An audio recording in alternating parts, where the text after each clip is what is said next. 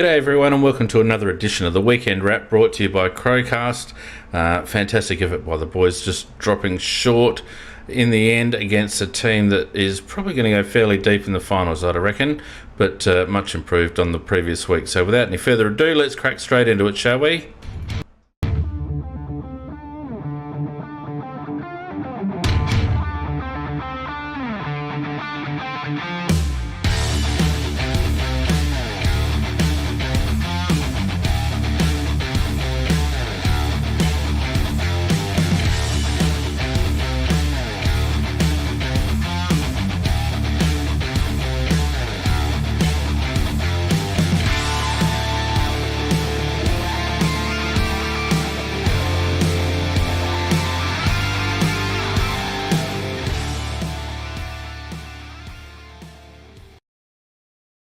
G'day, whoops, what's going on there? We'll just transition that. G'day everyone and welcome to round 18 of the Weekend Wrap this fine wintry Sunday evening, the 17th of July, and lots to talk about tonight. And joining me to talk about it all is my wonderful stalwart co-host Mako. How you going, Mac?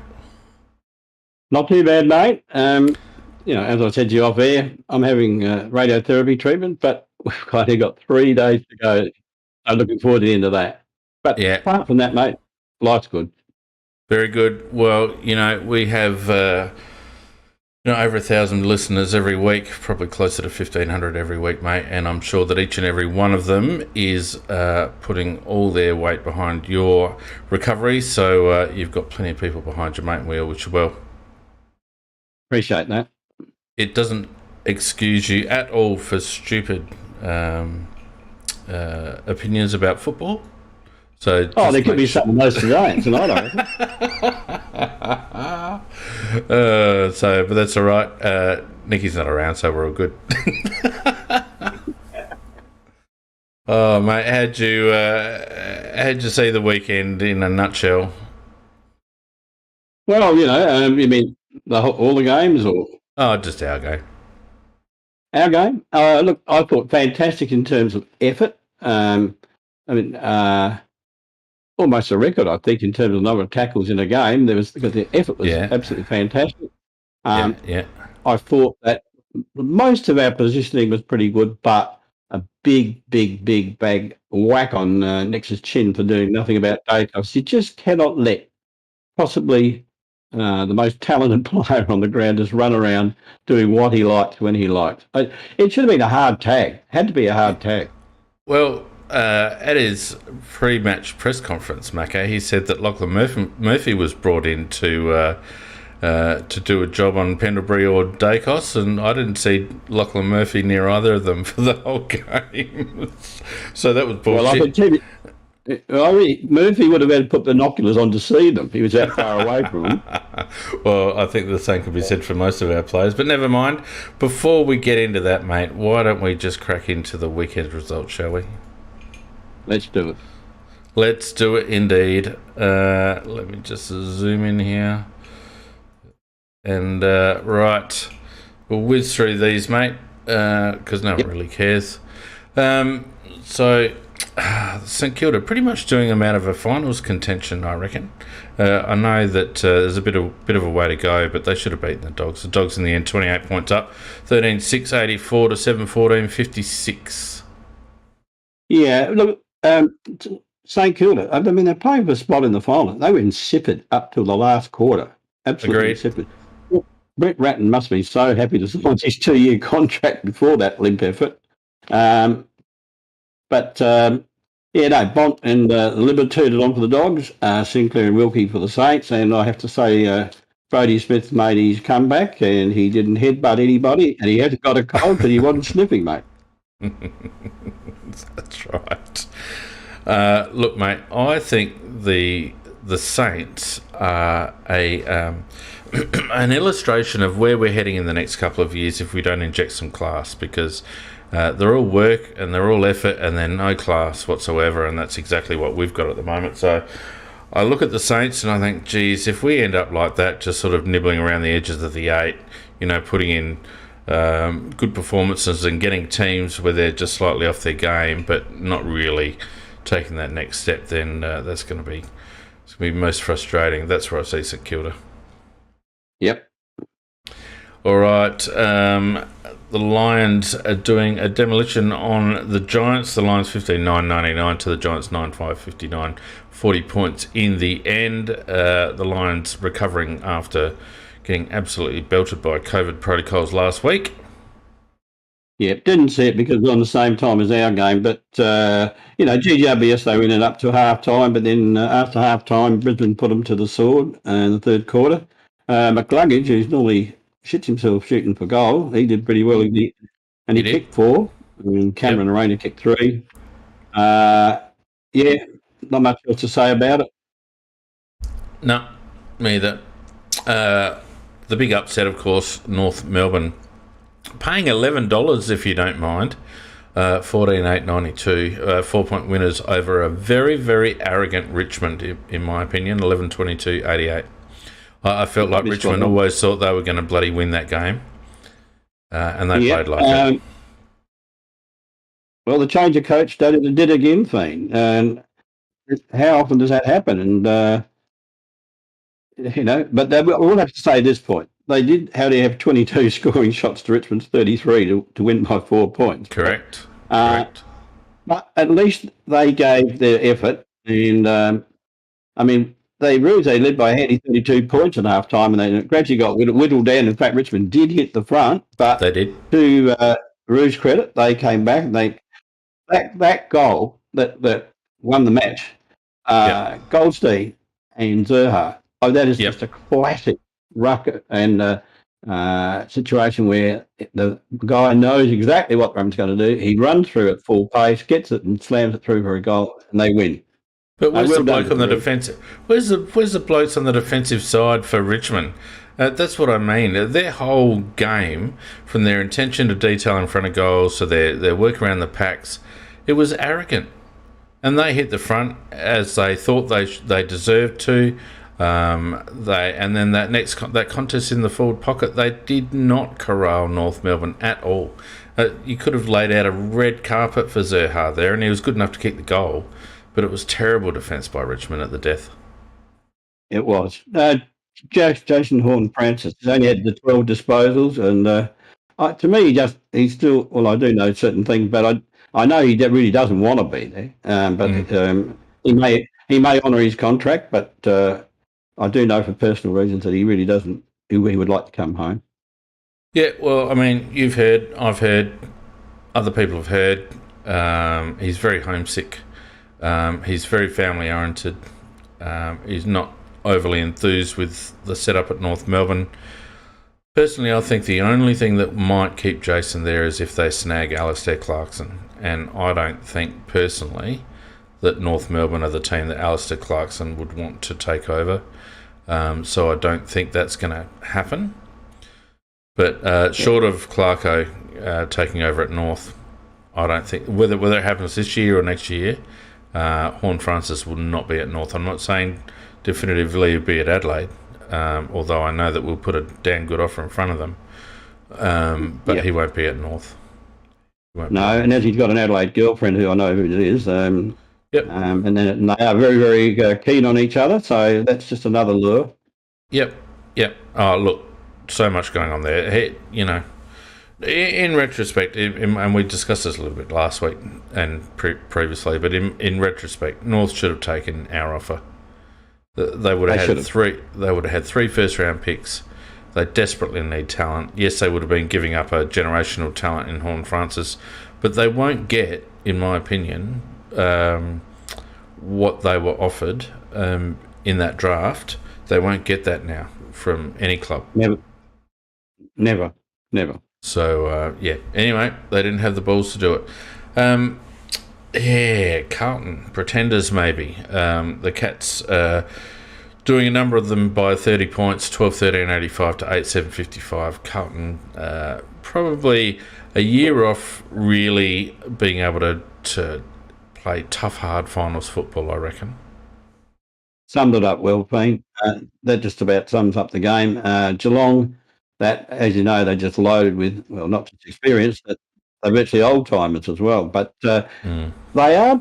I have noticed that Geelong have slightly changed their game plan theme. And, they're not doing that hold-up, chippy sideways and all that sort of stuff. They're a lot more direct than they used to be. And I'll say that having already written them off early in the season and no chance to win the flag, I think they put themselves back into competition for it.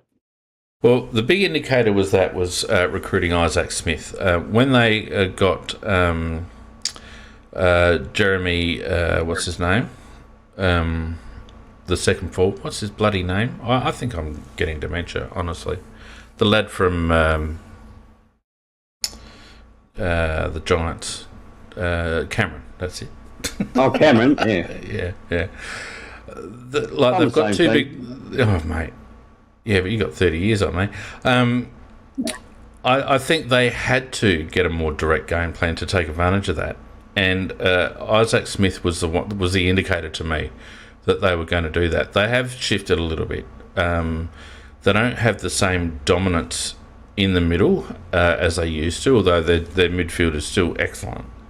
But they get that run off half back and through the corridor, and they just ping it into the forward 50 and rely on the two big fellas and a couple of smalls to do the job. And you'll see Dangerfield down there a little bit more, I think, as his career draws to a close. But credit to them, Mac.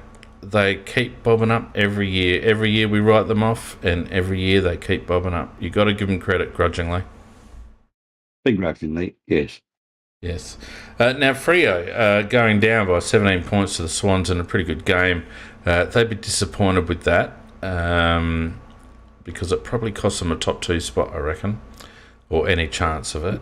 9-11-65 to 11-16 82. Yeah, well, Freo jumped to the early, and they got to a half-time lead of 15 points, but after half-time it was just Sydney, and what I like about Sydney, and I often sing their praises, is their recruiting. Warner in the middle, Gilden, who's a half-forward flank and play on the ball, wherever you like to put him. They're tough, they're hard, and they're beautiful kicks. I've got to say, Warner in particular, I'd love to have him in our midfield. We could have. Well, we could have. Yes, we could have. And then you throw in Papley in, I think they're good to watch, and they had just too much class for Freo. That's what it came down to. And they also did tag Brayshaw out the game. Yeah, I felt like Fremantle were just a little bit off the boil. They didn't, like, in that second half. They just didn't seem to be quite as intense as they needed to be. But credit to Sydney, they're another team that just bob up every bloody year, and they develop their players very, very well. They do. Hawthorn continuing on some good form, 25-point winners over West Coast, 15-12, 102 to 12-5, 77. Yeah, not the greatest game to watch. Played in greasy conditions. West Coast played a reasonably good show, since they start to get players back, but Hawthorn too good. Ward, who they took a pick 7 after Rochelle, in the midfield, he's going to be very, very good. 34 disposals. He's going to be a top liner. And also, the lad they got in the mid-season draft, Cully. Yeah, he had 12 disposals, 11 tackles. He's a big body type, and he just smashes into it. I like him. And but anyhow, the Hawks are way ahead of us in their rebuild, and they've got still some good senior players there. And Bruce, he kicks 6 up forward, so that's all about that. We've got Vardy Magic trying to be a director from the chat. Get stuff, Vardy. We'll take as long as we like. Today, Melbourne and Power, entertaining game. Melbourne getting up in the end, 12-11-83. Port 10-9, 69, 14-point winners. Port just probably lacking a little bit of scoring power with Dixon in the ruck. But had their chances. Yeah, I think you summed it up pretty well there, Fane. Not much to add to that. Even with Oliver out, Pickett bobs up in the forward line, kicking 6 goals, and Viney and Petrarca very, very good on the ball. I thought Port fought very, very hard, and they kept challenging, but, class just wore them down in the end, and they were beaten but not disgraced, and I'm glad they lost. Yeah, I reckon Melbourne are in a bit of cruise control at the moment. No Oliver today. I think they got a bit in the tank, to be honest with you. And look, the Suns just fluffing their lines today. Essendon 14-19, 103. It's a very good result for us. 48-point winners over Gold Coast. Stuart Dew would be terribly disappointed with that one. You'd have to be. It was a horrible game to watch. I didn't really enjoy it much at all. I think the highlight was Draper's in the middle when he went up a ruck, tapped the ball down, took off, did a sort of a handball to kick, and then got himself another bounce and kicked a goal. So it was the highlight of the game. Not much to say. Yeah, I'm disappointed for the Suns. The doors opened and they refused to walk through, unfortunately. All right, let's have a look at the ladder, shall we? And we have the Cats and the D's still on top with 52 points each. The Lions and Fremantle in the 4 and 48. Collingwood doing enough, although their percentage sort of, and I take a fair bit of note of percentage, and at 106, it makes you wonder whether Collingwood are a little bit of pretenders. But certainly 48 points at the moment. Sydney and Carlton on 44 points. Sydney at 120%, probably a top 4 side, I reckon, Sydney.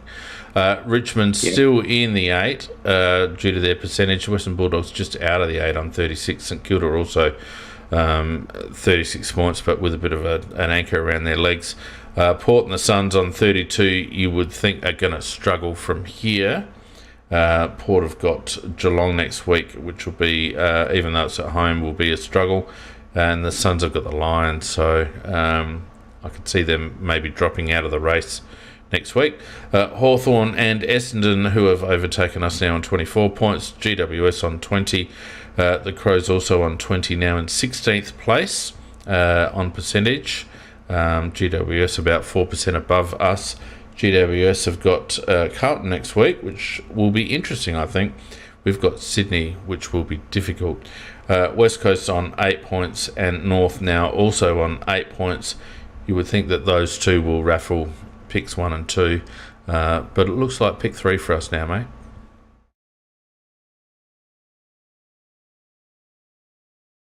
Two potentially winning games. We've got North Melbourne and West Coast, and I wouldn't say we're a lay down Missouri against West Coast over there. No, I wouldn't either. They are starting to get their good players back, but and North Melbourne, I think they would like to hang on to their bottom position to get the number 1 pick. So it sort of leaves us: do we really try to win games, or do we just try to new players? Because I'd rather have pick 3 than pick 4, because we had that situation last year. We were the 1 pick out from where we wanted to be. I was going to say, history tells you we're going to keep trying to win, because some would say stupidly that's what we did last year when we won a couple of games that we may have opted to play some younger lads, maybe at the expense of a win. So I think you'll see Nicks continue to win, or try to. I mean, I think you're right, but I think that in our situation it would be better to have the better pick. I don't disagree, mate. I think it would be better. But look, like you said, I don't think West Coast are any lay-downers there over there. North Melbourne will have their tails up, but whether they've just got... I mean, they played all right. But you only have to shut down 3 or 4 players with North. And I think our work rate is better. But yeah. So anyway, let's move on. And the main game, of course, was the Crows, 13-8-86, falling short in the end by 5 points to Collingwood, 14-7-91. I guess my comment, Mac, overall is that it was a very good effort. The effort levels were back to what we like to see. But in the end, a couple of inexplicable errors towards the end there cost us any chance of winning. Well, advocates and commentators were saying that Nix has sort of chosen to allow Dacos to be loose in defence and either having one loose in our defence or hanging around the mids. Well, if that was the trade, we lost out very badly because Dacos was very, very clearly the difference between winning and losing. I mean, even knock another 10 disposals off, less off him, and we probably win the game. But to allow him to waltz around and kick 3 goals as well as 40 disposals, that was just an unbelievable game by him, but allowed to be. Macca, we've lost that bet every time we've made it. Brad Hill for St Kilda. Who else was it the week before? Tom Stewart against Geelong. Every time we make that bet, we lose that bet, and we did again against Collingwood. Matthew Nicks is very steadfast about the type of structure he wants to have. He's wedded to playing high half forwards to crowd the midfield. He's wedded to an extra around the ball to at the expense of manning up. We did man up when at late when Collingwood tried to load up their defence, but to let Dacos run around like an unregistered dog all game, particularly after saying that Lockie Murphy was an inclusion to address Pendlebury and or Dacos, and Lockie Murphy didn't come within a bull's roar of either of those players. It's poor coaching, Mac. It's poor coaching, in my view. Well, that's exactly what is. I saw it exactly the same way you did, and I was very annoyed about it because of the fact I think everybody at the ground could see it, bar one guy who refused to see it. Yeah, but he's not the only coach in the bloody box, and you would think that the other coaches, particularly the defensive coach, which is Scotty Burns, I think. Yep. Needs to be standing up, and Scotty Burns is senior assistant, and at some stage, this has happened now half a dozen times, and I just don't understand why they continue to allow that to happen. We get absolutely destroyed by playing a loose down back and not manning up their loose or not addressing their loose, and a kid like Dacos, who's all class, is going to absolutely hurt you. Absolutely hurt you, and he did. And look, mate, to be honest with you, the value we get out of Dawson, who was actually paid attention by Collingwood, compared to the value they got out of Dacos, is chalk and cheese. That's a very good point you raised there, because this is the second time in a week in a row now that Dawson has been virtually tagged, and so they put our class player out of action. Yet we allow a guy who's firing on about 20 cylinders, not 8 cylinders, just to run around like an unregistered dog. And I mean, the guy's got so much skill that when he gets the ball, something happens with it. So, somebody said in the chat that Dawson looked despondent, and I thought he did actually. I think he's getting a bit pissed off with being tagged or the position where he's being placed or whatever it is, but. Yeah, he did look a little bit despondent. I agree with that. Well, but no, it comes back to the coaching error. It was a massive coaching error. As you said, I think the only time we levelled up was in about the last 5 minutes of the game. Yeah. Look, I'd be despondent too. If I'd come in as a star recruit, a couple of games in my preferred position, and then the Band-Aids start coming out, and Geordie, can you play the team game and go down back? And all of a sudden, teams cotton onto it, coaches cotton onto it. And all of a sudden he's playing with a bloody hard tag when he's supposed to be playing loose man quarterback. You know, football wouldn't be terribly enjoyable for Geordie at the moment. We're not getting the best out of his weapon. I think it's an absolute fallacy that we need him down back. What we actually need to do is to free up Tom Duday, who's had a pig of a year, largely because he's not playing the role that he is most suited to, Mac. Tom Duday is more than capable of playing that loose man, that intercepting defender. More than capable. But we don't have him playing that role. We've got a lad in the twos, Josh Worrell, who could come in and assist. We've got Billy Frampton, who could come in and assist. But we are sacrificing Geordie Dawson. And I was saying this to my mate today, that at the moment we are employing a strategy that, and Van Berlo confirmed it himself at his press conference during the week, we are a defence-first team, and we have abandoned the philosophy that the best way to beat someone is to kick more goals than they do.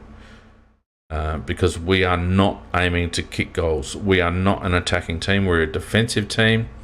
And if I was Geordie, I'd be banging on Nick's door going, enough's enough, mate. Yeah, I think you're right. I know Malcolm Blight always said... Yep. And he still does. Here, if you listen to 5AA, he says that the best way to beat someone is to kick more goals than them. He said he believes in attack. And he said, too much defence, because, you might be stopping them from scoring, but you're not scoring yourself.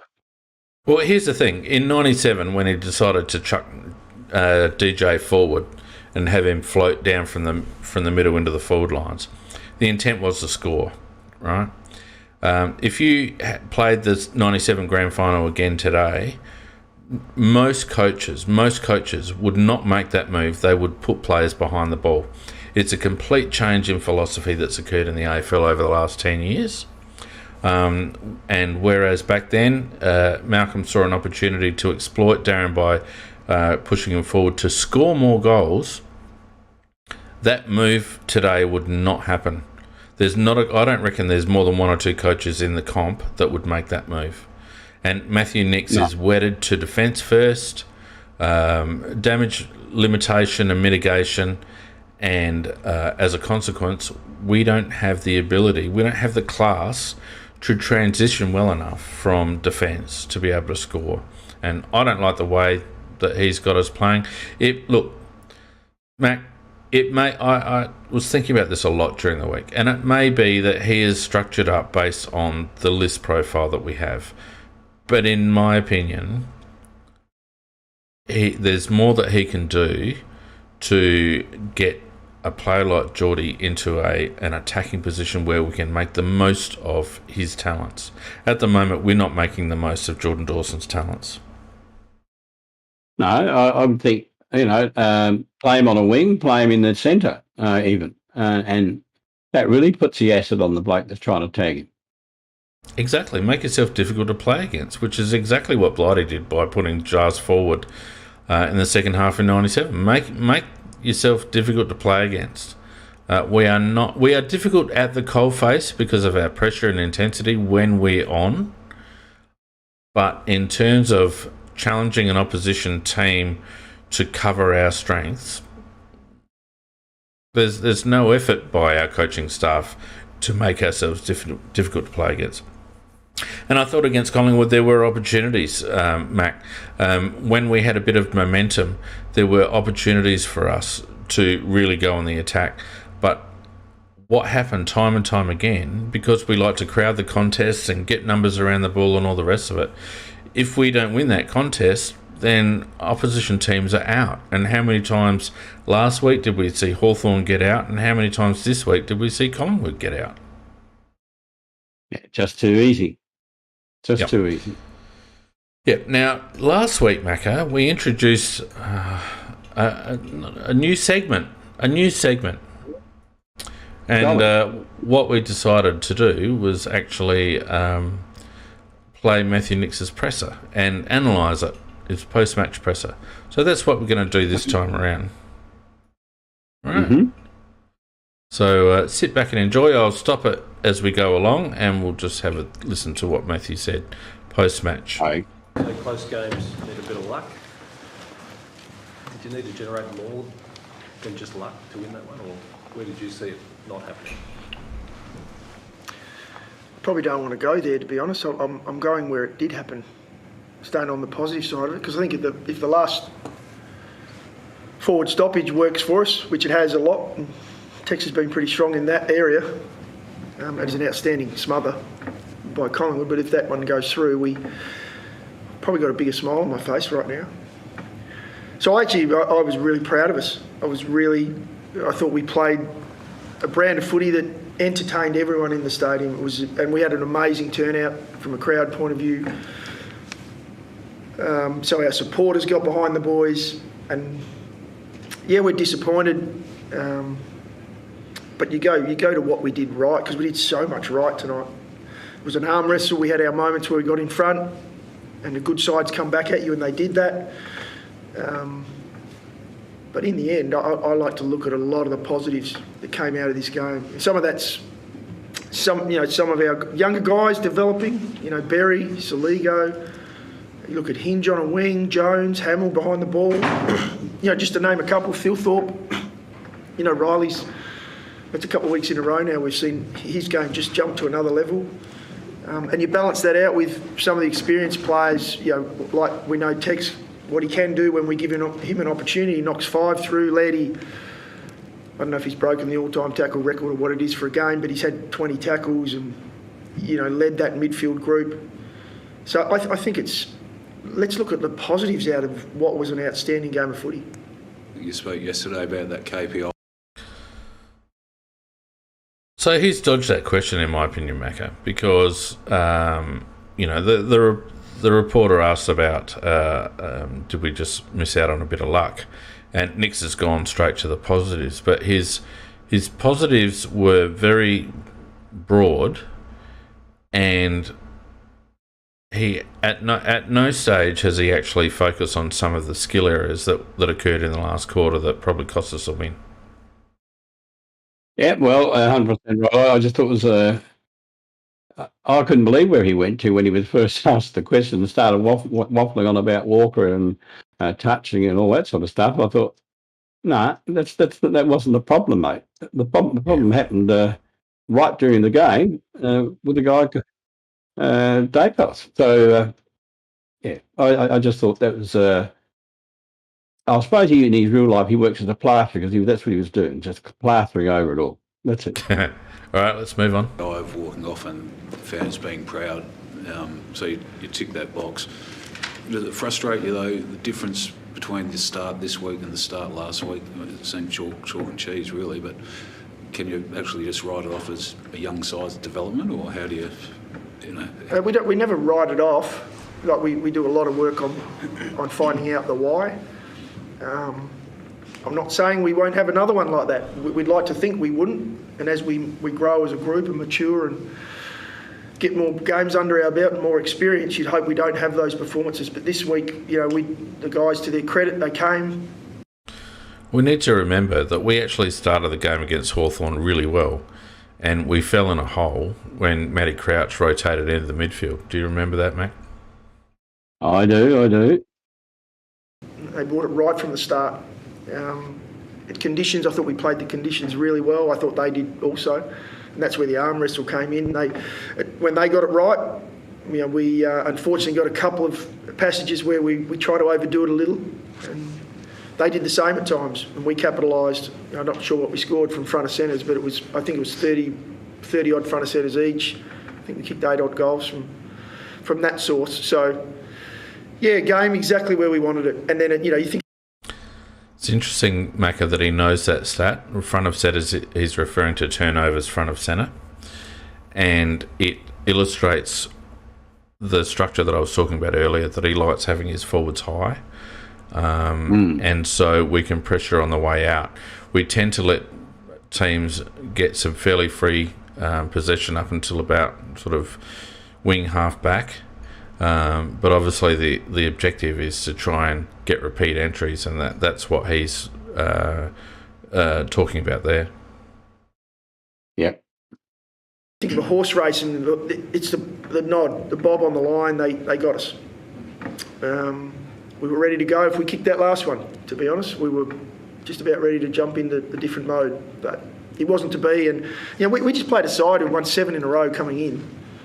Now make that 8 in a row. So they've been in that situation as well. They've won a lot of close games, and they're a very good footy side. So we'll go away from it and we'll have a look at areas again to improve. But we'll be looking to bring that game and that DNA, as we call it, week in, week out. Just And you touched on Rory Laird. That was the record. 20 is the new record. What are your thoughts on that and just his thirst for the contest? It was a high tackle count, pressure game today. Just his performance and 20 tackles clearly doesn't happen every day. It's never happened. Yeah, it is a record. No, well done. It is. Yeah. Oh, we forget the stat. We know what Laird he brings, and he's basically been consistent with that all year. There hasn't been games where he's been off, and so we've now been trying to. We'll obviously talk about individuals later, Macca. Yep. And there's no doubt that Laird had a very good defensive game. But to me, again, it highlights where Nicks is concentrating. Because we've lamented for weeks and weeks and weeks the lack of creativity from Rory in the midfield. His disposal and all the rest of it. It's one thing to get the ball. It's one thing to tackle in a close contest in wet conditions, but it's another thing to use the ball. And I just don't understand why Matthew Nicks doesn't focus on that more. Well, if you listen to what he said so far, we were bloody champions, actually. He hasn't really focused on any negatives of our game. It was all the luck of the draw and we were going to get the next goal, we win the game and all that sort of stuff. Where you feel like they're going well and standard. They were outstanding with their voice and their communication, and it's no surprise that off the back of that came the results. Came our ability to hit the scoreboard and compete, and it was nice to see him coming on and off and just be around the group. So we'll look at that going forward. What do we feel benefits the group the most as far as where I position? By no means am I claiming anything to do with what we did today. The boys did it themselves, but I did enjoy being down there amongst the crowd as well. I think the atmosphere is outstanding. So what was it that you were questioning before you got down? What was on your mind before you got down? What did you want to know from being at that spot? Not questioning so much. I challenged them with a part of our communication. So line to line, player to player. Constant verbal communication. When you come up against some of the best teams in the competition, we always ask our young group to learn from that, and we take notes on. Haven't we been selecting senior players and experienced players to provide us with that communication, mate? Well, I thought we had, but obviously not. Down and get the mindset right for those games. That we don't talk about the expectation in the build-up. We talk about the process and what it is we're going to do. So it's one that I don't want to shy away from because I know it's out there. But as a team and as a club, we go into every game with the same mindset. This is how we're looking to play. Sometimes we don't get that to the level we need to. Is that the best Walker, Thilthorpe and Fogarty have played together as a key forward trio? Getting his body right, getting himself physically able to do what he does, but also the mental side of things. And so it's a credit to him, and he's a pro. I can talk about him up here now and say he's a pro. And so he's getting what he deserves. He's got to stick to that now, though. I've said that, I think, now for about 3 or 4 weeks. He's just got to stick to doing exactly what pros do. And he has been, so he deserves the credit that he's getting. Are you bullish? Sorry, you go. I was just going to say, I know you're bullish about some of your young players, but have you seen a better first-year performance than Nick Dacos? And No. 43 goals, back and forward. Remarkable. Yep, hasn't been the first week either. He's an outstanding. Hasn't been the first week either. In other words, they were well aware, the coaching group, that he's been on a bit of a tear. 2 things in that, but you're right that firstly he did know she should have been aware that Dacos had been in very good form the week before, but he's also telling a lie. He's never had 40 possessions before. No, that's true. But I think what he's referring to is that Dacos has been playing very well for a long period of time, and is if he knows obviously that, then he should be doing something about it. You would have thought. Outstanding young player. I don't know what more I say about that. It was quite frustrating actually watching him, but yeah, that's why he went so early in the draft. That's why he, he's an outstanding talent, and was hard for us to stop him today. we did what we could in other areas, and he was just extremely good player. So that says to me that Nick's decided not to do anything specifically with Dacos, but rather try to counter it structurally in other ways. If you listen to his words carefully and interpret them as he said it, it does imply that. But and as somebody said, what a cop out, absolute cop out. He just needed to be tagged. Yeah, cop out by the journos there too. They should have pressed him a lot harder on that, in my opinion. Should have belted him with it. Yeah. Just to comment on Will Hamill, feels like he's someone that flies under the radar a little bit, but another one that had some really the trajectory we're on. Some of these young guys, and Hamill's got a game, and he continues each week just to take small steps forward. But yeah, really pleasing to see for him. Just on that, there's been a bit of chatter about the progress of the rebuild, I guess. Is that, despite the result, is that a performance that you feel, I guess, validates your position and where you're at? Well, it probably sits in line with the commentary that the conversations we've had in here, and I know those conversations are public. The rebuild, it will take time, and we are going to have moments where we don't quite get it right. But this week was one of those moments that we spoke about last week. We walked off the ground quite proud of what our guys had put out there, but disappointed because we didn't get the result. And we found ourselves in this position a number of times this year, in the same position, 2 or 3 goals down in the last quarter, and right in the fight, and we haven't fought back to where we did tonight. And I know it's only a matter of time that we turn this around, and our guys continue to gain experience every time that we don't get success. So I'm confident that, we're on the right track, and it's really good for our group. It's a nice thing to see some of these guys developing and showing what they do have, for you guys to see it, and our supporters and the people that came out today to enjoy an amazing contest. Thanks, guys. Appreciate it. Thank you. So, Macca, it's very easy to fire shots at a presser that he's done 15 minutes after the game, etc. He's obviously come across quite bullish in terms of his perception of the game. But there are just some comments that he makes, and the general attitude that he expresses there, where I feel like he's quite reactive in terms of how he coaches, not very proactive, and he's also, I wonder whether he's hard enough behind closed doors to point out the issues that we have, and I wonder whether there's enough feedback within the coaching group to critically analyse how they've coached during a game. Yeah, it's an interesting point what the players actually do think of him. I don't know what the players think of him, but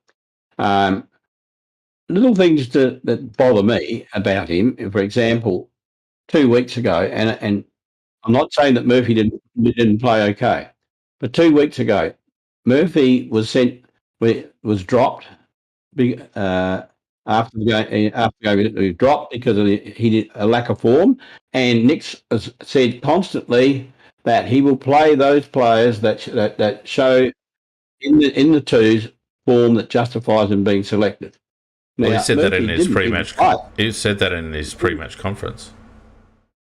He didn't play a game, and he went straight into the side. But I know. How is that consistent? Yeah, it smacks of the David McKay recall. Look, and in the conferences that he's had during the week, he was very keen to talk about the Matt Crouch omission, but there was nary a word said about Lachie Murphy's inclusion. And when it was mentioned, it was basically intimated, and I think it was in VB's presser, that Murphy was in with a defensive role. And yet Murphy did not have a defensive role. Not in the slightest did Lachie Murphy have a defensive role. And, Lachie Murphy played all right as a small forward. He hit the scoreboard, which is what we've been crying out for. But that was not the indication that was provided by the coaches during the week as to why Lachie Murphy was included. I personally think that the coaching staff of the selection committee have settled on a 24 or 25 players for the rest of the season. Yep. I think it shows that they're naming blokes like Benny Davis, etc., in the emergencies, that they want to give blokes a full run in the twos for the remainder of the season. Zach Taylor and a few others have been doing quite well in the twos. I don't think we'll see much of a change in the squad considered for selection over the next few weeks because of that fact. Now, you could argue that's good, bad, either way. But that's what I take from selection over the last couple of weeks. That they've settled on a 26, and blokes like Lockie Scholl who've been playing well, Zach Taylor who's been playing well, Tariq Newchurch who's had a good vein of form. Worrell we've talked about. There's a couple of others in the twos that have been playing all right. Braden Cook, etc., etc. They're consigned to the twos for the rest of the season, my opinion. Well, somebody pointed out there that we've been playing 28 players in the last 2 months, but in the last month, only 25. So this right. Backs up your point, Dean. And what I find interesting is the fact that if you go and look at how many players we've got that aren't signed or they're out of contract at the end of the year, I think there's about another 10 players maximum that still haven't been signed up. And we would have to, every year, you've got to discard at least probably about, say, 6 to 7 players. You just have to, because you can get 5 and 2, like 5 in the main park, or two in the rookie draft. So there's about 10 players there, and there's about probably 5 that we'd probably like to keep.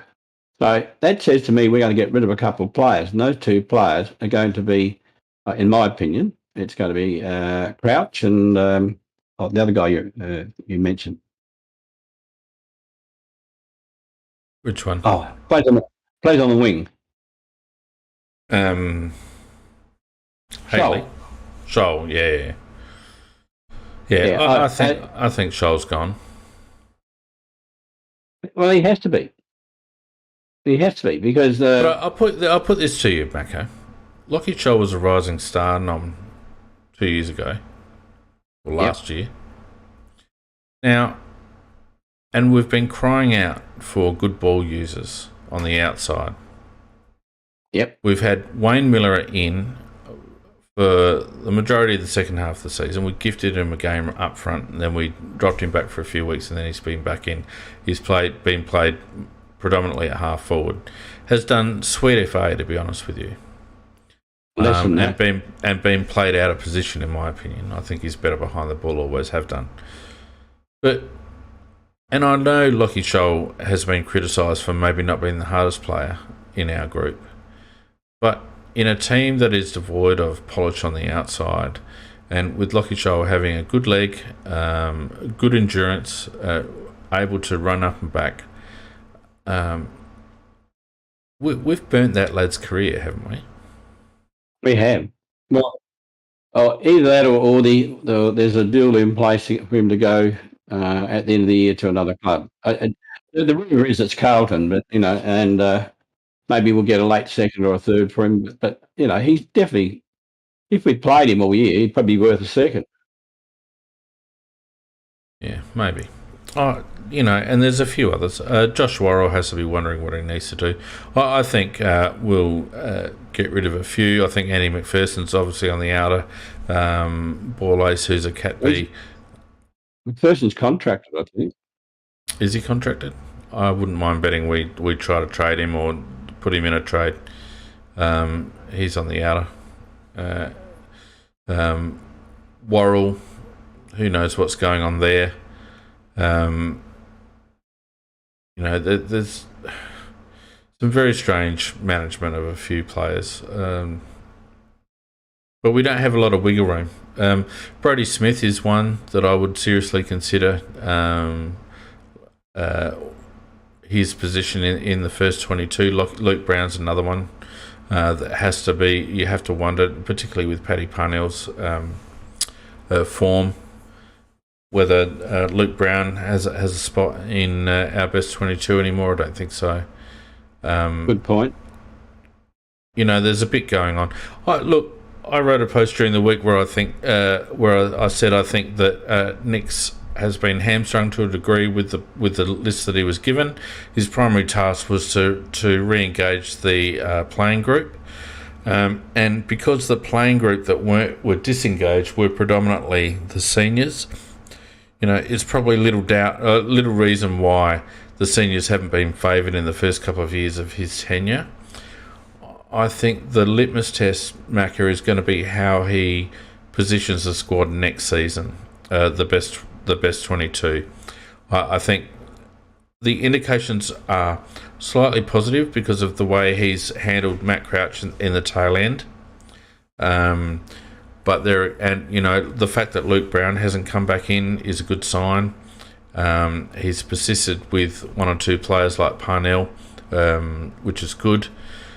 He's brought Jones back in, which is good.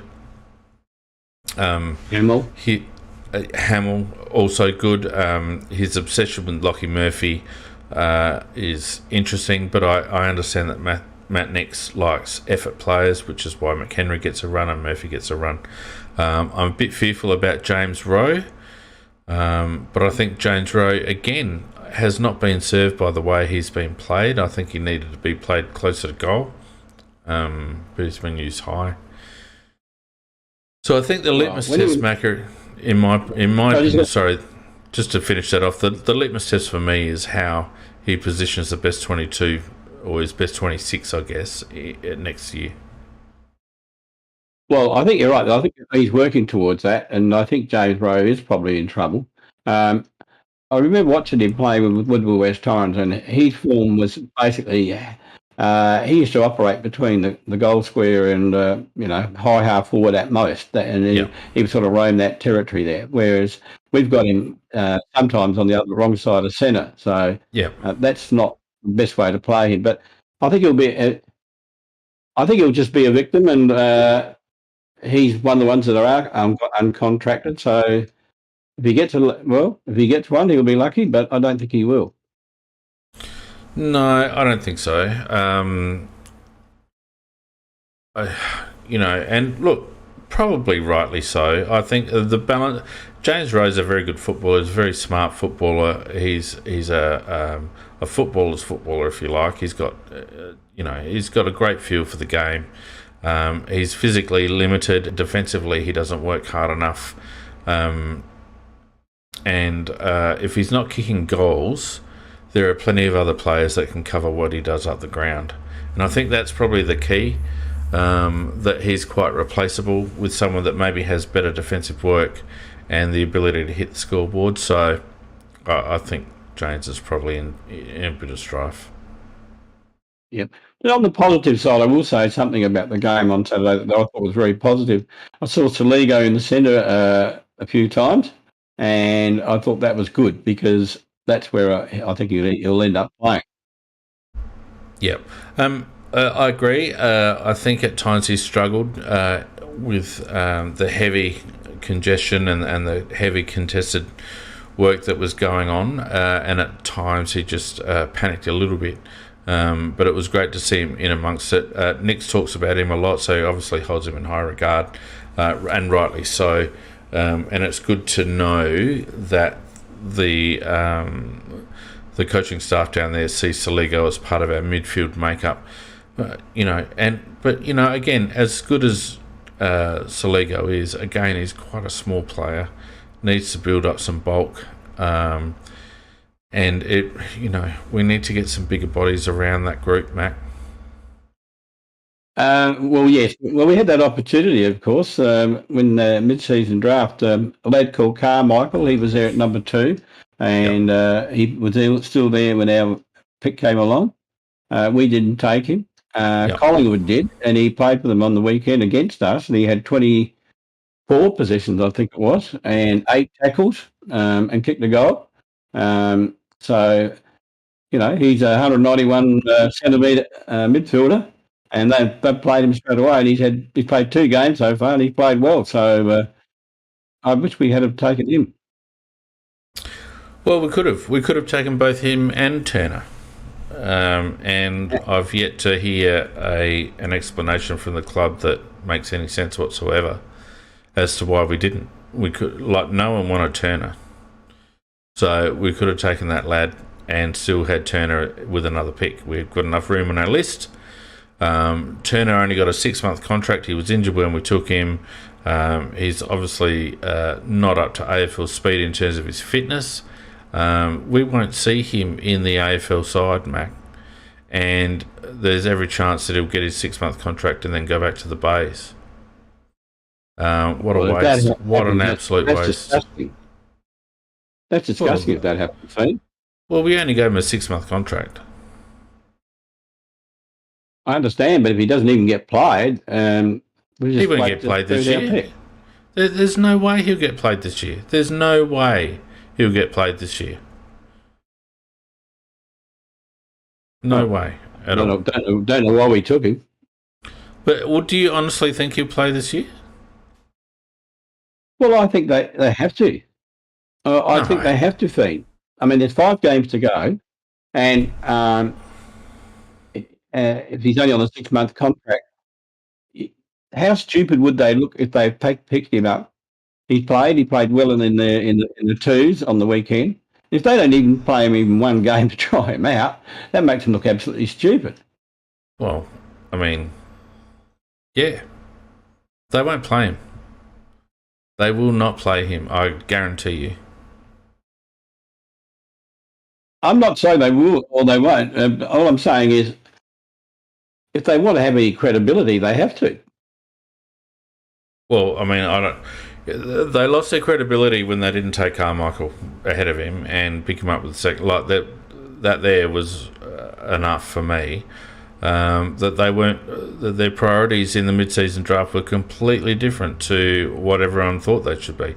You know, to me, every time you get a chance at the talent pool, in our position where we're rebuilding and we're looking for talent, you take the talent that's available, and Carmichael was talent that was available, that was obvious, you know, and he might only end up being a good, honest player, but you obviously take that talent. Turner was something completely different. He's a little bit older. He's not an AFL player, Macca. Turner is not an AFL player, never will be. Well, you know, like you say Carmichael, I think he's going to be very good, Fiend, because he was playing for Merv Bean last year. And in the space of, 16 weeks or 17 weeks or whatever it's been, he's gone from playing country football to doing well in the SAFL to playing AFL and doing well. And so, you know, I think that, you know, he must have enormous potential in him. Well, I mean, he played it right against us. Second game, wasn't it? Yes. You know, and some people saying he went at 25% disposal efficiency. Well, I mean, for Christ's sakes, it was a wet day, and that disposal efficiency count we've highlighted is bullshit half the time anyway. And he kicked the goal. So I would have taken his output any day of the week on my side. Every day of the week. Anyway, let's look at some team stats, shall we? Let me get this sorted out. Let's look at the lineups first. I've got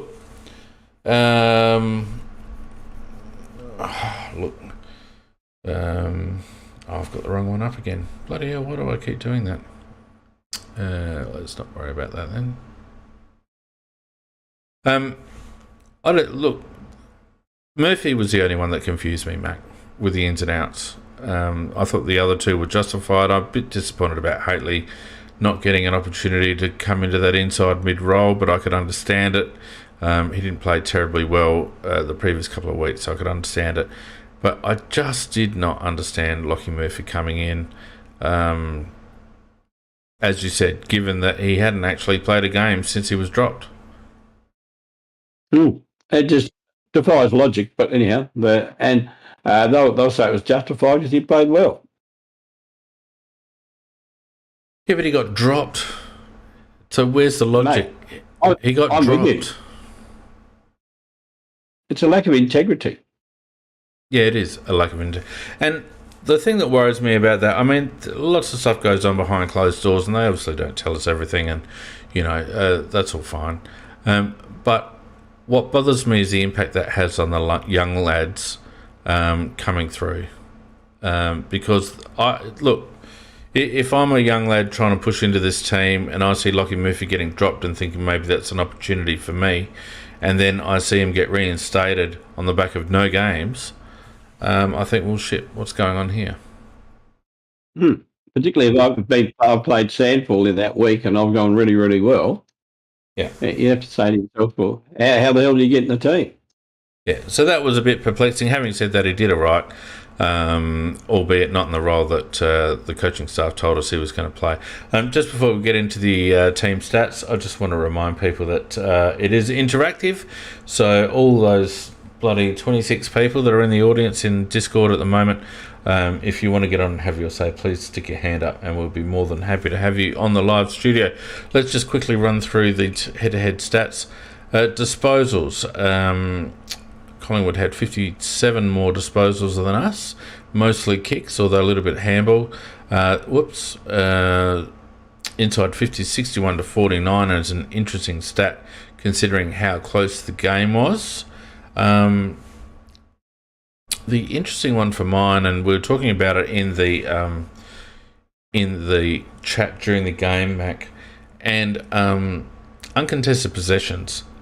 There was a period in the second quarter where we started PJ picked this up as well. PJ Crows picked this up as well.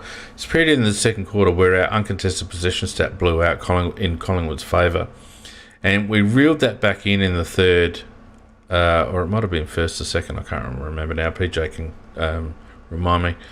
And if you have a look at the uncontested possession stat at the end, it's 145 to 181 in Collingwood's favour. And it really highlighted a couple of things. First of all, it seemed to fluctuate based on who was rucking. We seemed to have more success when Thilthorpe was rucking compared to O'Brien.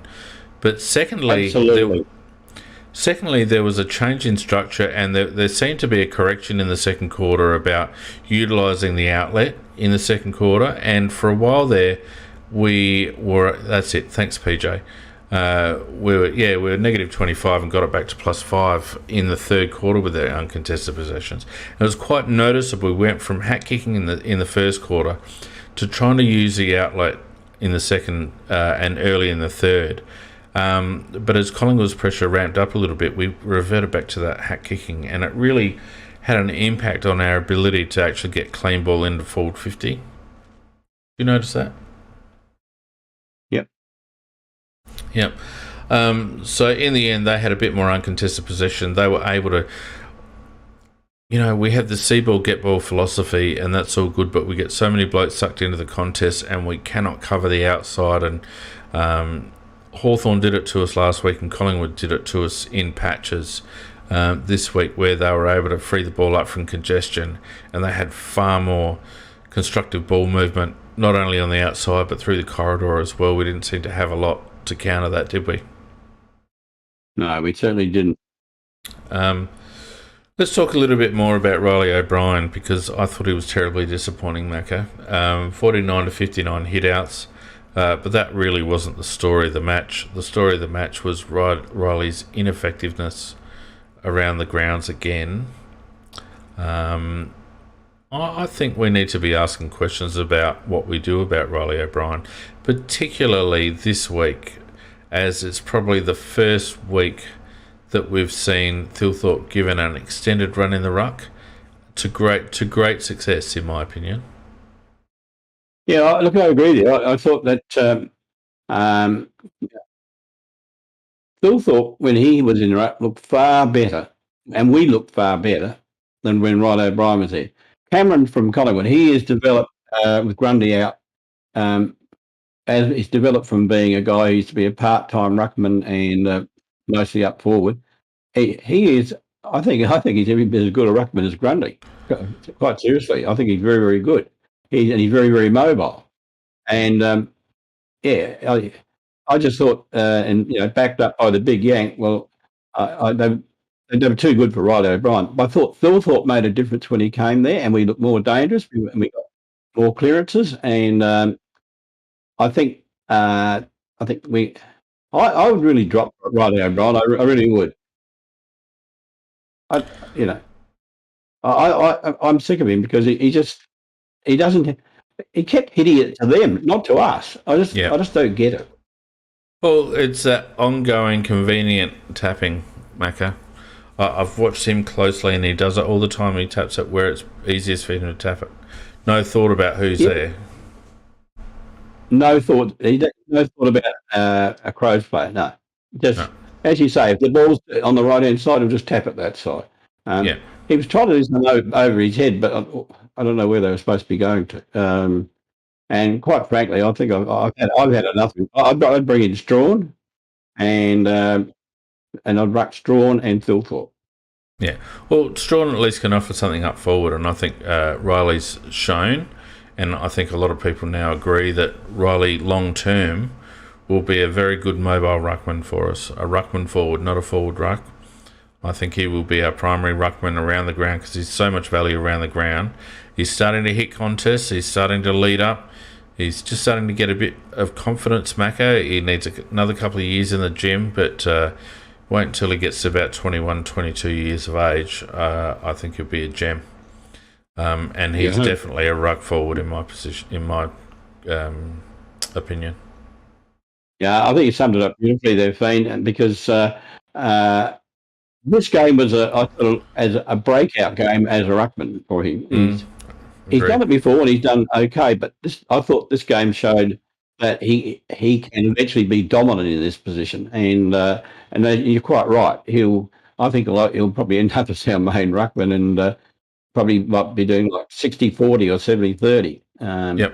But really, really did like his game. I thought we looked totally different with him in the middle, and we did. And the boys, they looked all up and about too when he was going up to the tap. They looked like they were ready to go because they thought they were going to get a chance to get the ball. Yep. He is more dynamic when the ball hits the ground. He's far better at ground level. He's much more of an athlete than O'Brien is. And, he's he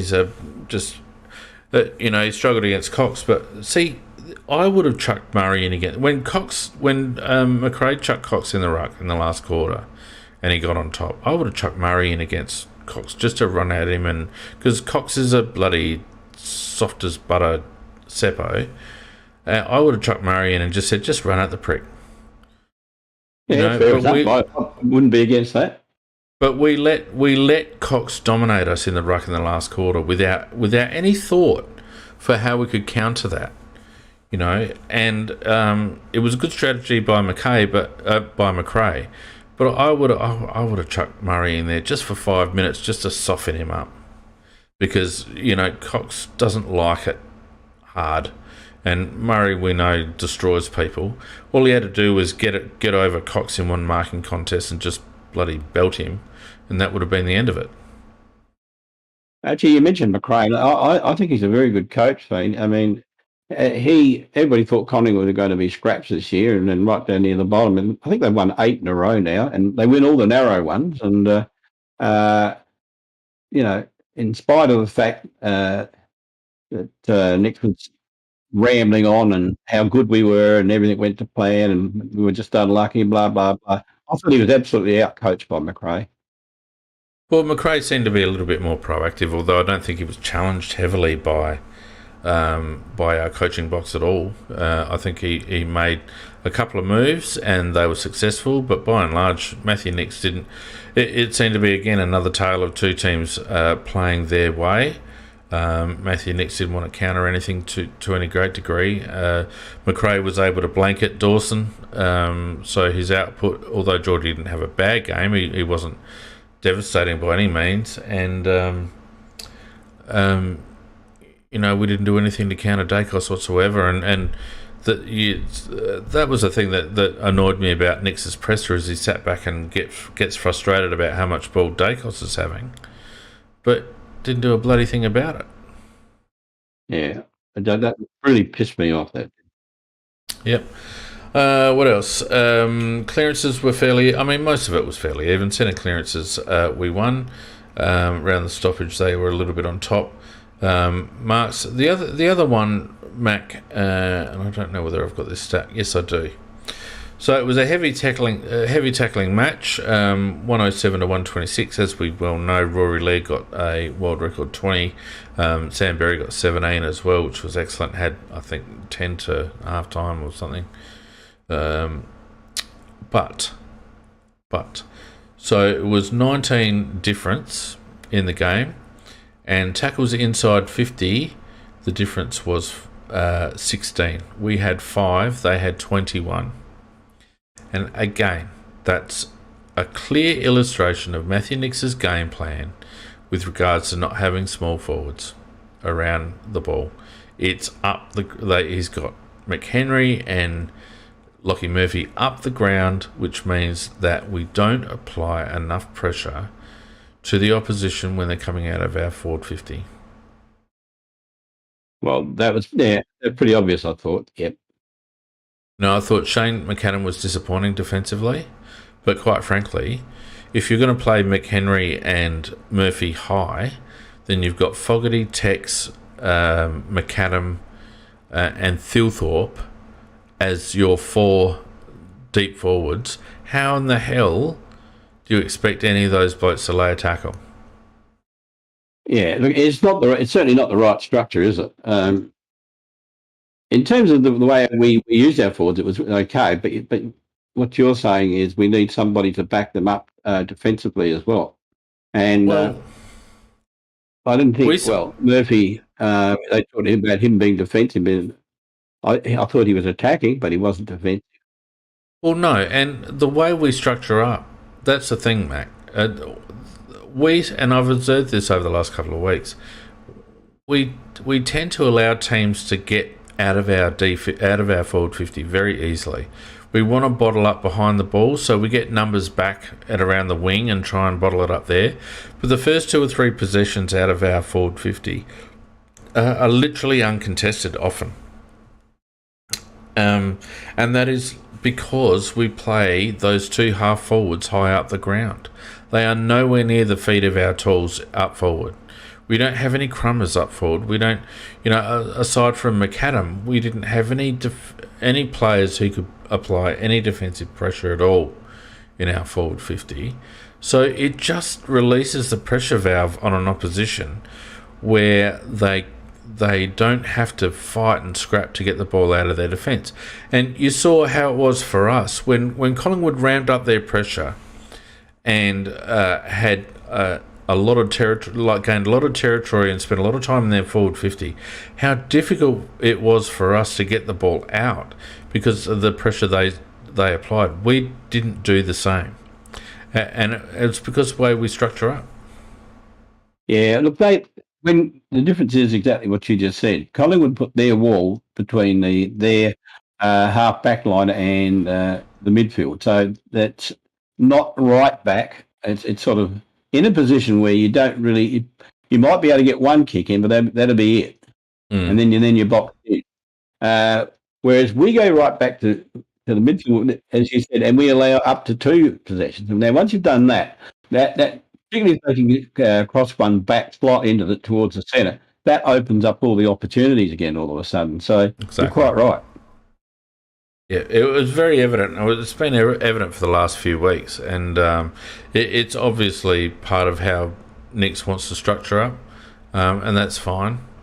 But I don't know whether it's effective. Anyway, so look, as I said, we've got interaction here, and we've got the Arab child who wants to have something to say. So I will just bring you on board, mate, if you're around the place, and make sure you're not on mute. How you going? Good, how are you? Can you guys hear me this time? Yeah, can hear you fine, mate. There we go. Yeah, it didn't work before for some reason. I just want to quickly say, isn't it interesting that the departments that are letting us down are still there from 2017, which is the recruitment department and the general football management department. Those 2 haven't changed, and it's those 2 that are really letting us down. For example, like I've never seen a general football manager in Roo who is so conflicted. One week he's saying something that supports like our rival team, which is Port Adelaide. He's wearing their beanie. Next thing he owns a pub with the players, which is a bit wrong if you think about it. Like, how can you be a business partner with players that you're a general manager of football? That's the only thing. I don't think we're putting too much blame on Nicksy when Nix can only do so much. He's surrounded by recruiters who have failed for years now, and he's surrounded by a football manager who probably has more power than him, who has also failed. So, can we really blame Nicksy that much? I don't know what you guys think about that in that sense, because that's the way I see it. What do you reckon, Mac? Well, I think he makes a lot of sense, quite frankly, because I've been even rang up 5AA and made that very point about the recruitment situation. That Nick's, I don't think he's a perfect coach by a long way, but he is saddled with whatever he gets. And for example, to be forgiven Fisher, there were so many good. You have a look back at that draft. There are so many good players we could have taken that were necessary for our team to be a good team. And we take bloody Fisher Mackesy. Nobody does that, but we do. And there's some, it goes right back to the English here too. We've had opportunity to take some very, very good players, and we haven't. And look, Aaron's made a great point. He made a great point that we had a clean out. We've got rid of every position except for that one particular area. Then it's the one particular area that either makes or breaks your team. Yeah, and it's breaking us. And to be honest with you, I'm really enjoying what Nicksy's doing. Like, he could only do so much with the list. If it was any other player, if it was any other coach, he would have been sacked by now. Let's be honest. What more could a coach do with that kind of list, where half the players are barely surviving and half the players just don't know what the hell is going on? And it's such a young list as well. Like, what more? I don't know what more Nicksy can do in sense of the players that he's got. Look, I don't think you're necessarily wrong, mate, but I think next year, as I mentioned earlier, I think next year is going to be the test because, there's some players now that have been on our list for a couple of years. There's some senior players. Look, to be perfectly honest with you, the only senior players that I think are worth selecting at the moment are Tex Walker and Rory Laird. To be perfectly frank. Tom Duday, if you class him as a senior player. But I don't think there's any others. It's going to be a test for Matthew next year because I think next year, now that he's got games into some younger players, it's time to start making some hard calls. And we'll see how that develops over the trade period and the draft period and selection in the first few weeks of next season. And if he continues same old, if we see Matt Crouch back in the mix, we'll know that Matthew Nicks probably hasn't got the stomach to actually turn over the reins to the next generation of players. I think there's not one chance in hell that Crouch is with us. If you ever look at our draft picks, we've only got 2 draft picks of any note, mate. We've got our first and our second, and we don't have a third and we don't have a fourth. I know that. So we're in a situation where we do actually need to move a couple of players on to get decent draft picks. We gave Crouch a 2-year contract at the end of last season, Macca. I know we did. So he's under contract. He won't want to stay here either. I know, but he's under contract. I do understand that. What does that tell you about the mindset? Well, it made sense last year to give him because we haven't seen much from him before that year and this year. And then if you remember, if you go back, he was a really good player before he got injured.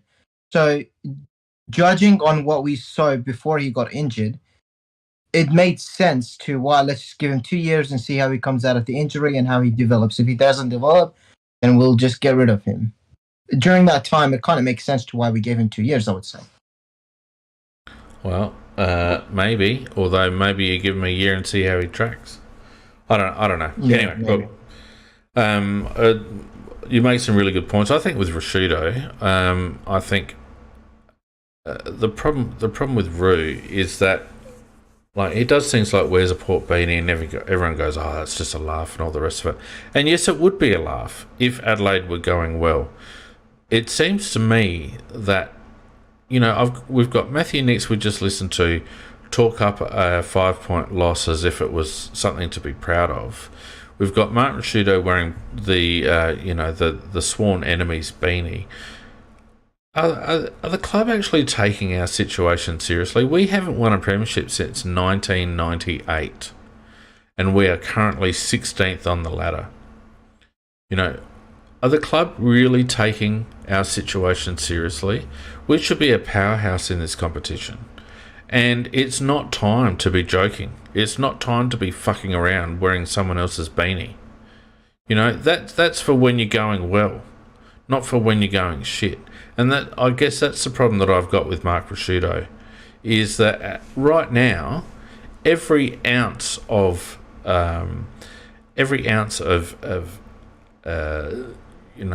focus should be on getting this club back to where it should be, which is a powerhouse in the competition, not this bloody second-rate team in pissant Adelaide.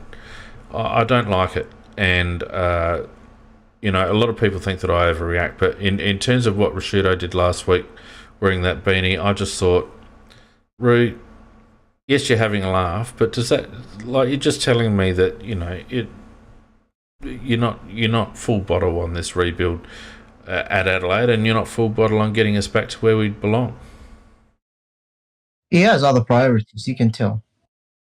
He definitely has other priorities, like his radio show and his like as the businesses and stuff, because he knows this is not a full-time gig and that one day he's going to go, but his radio and stuff are going to last longer than him being a football manager.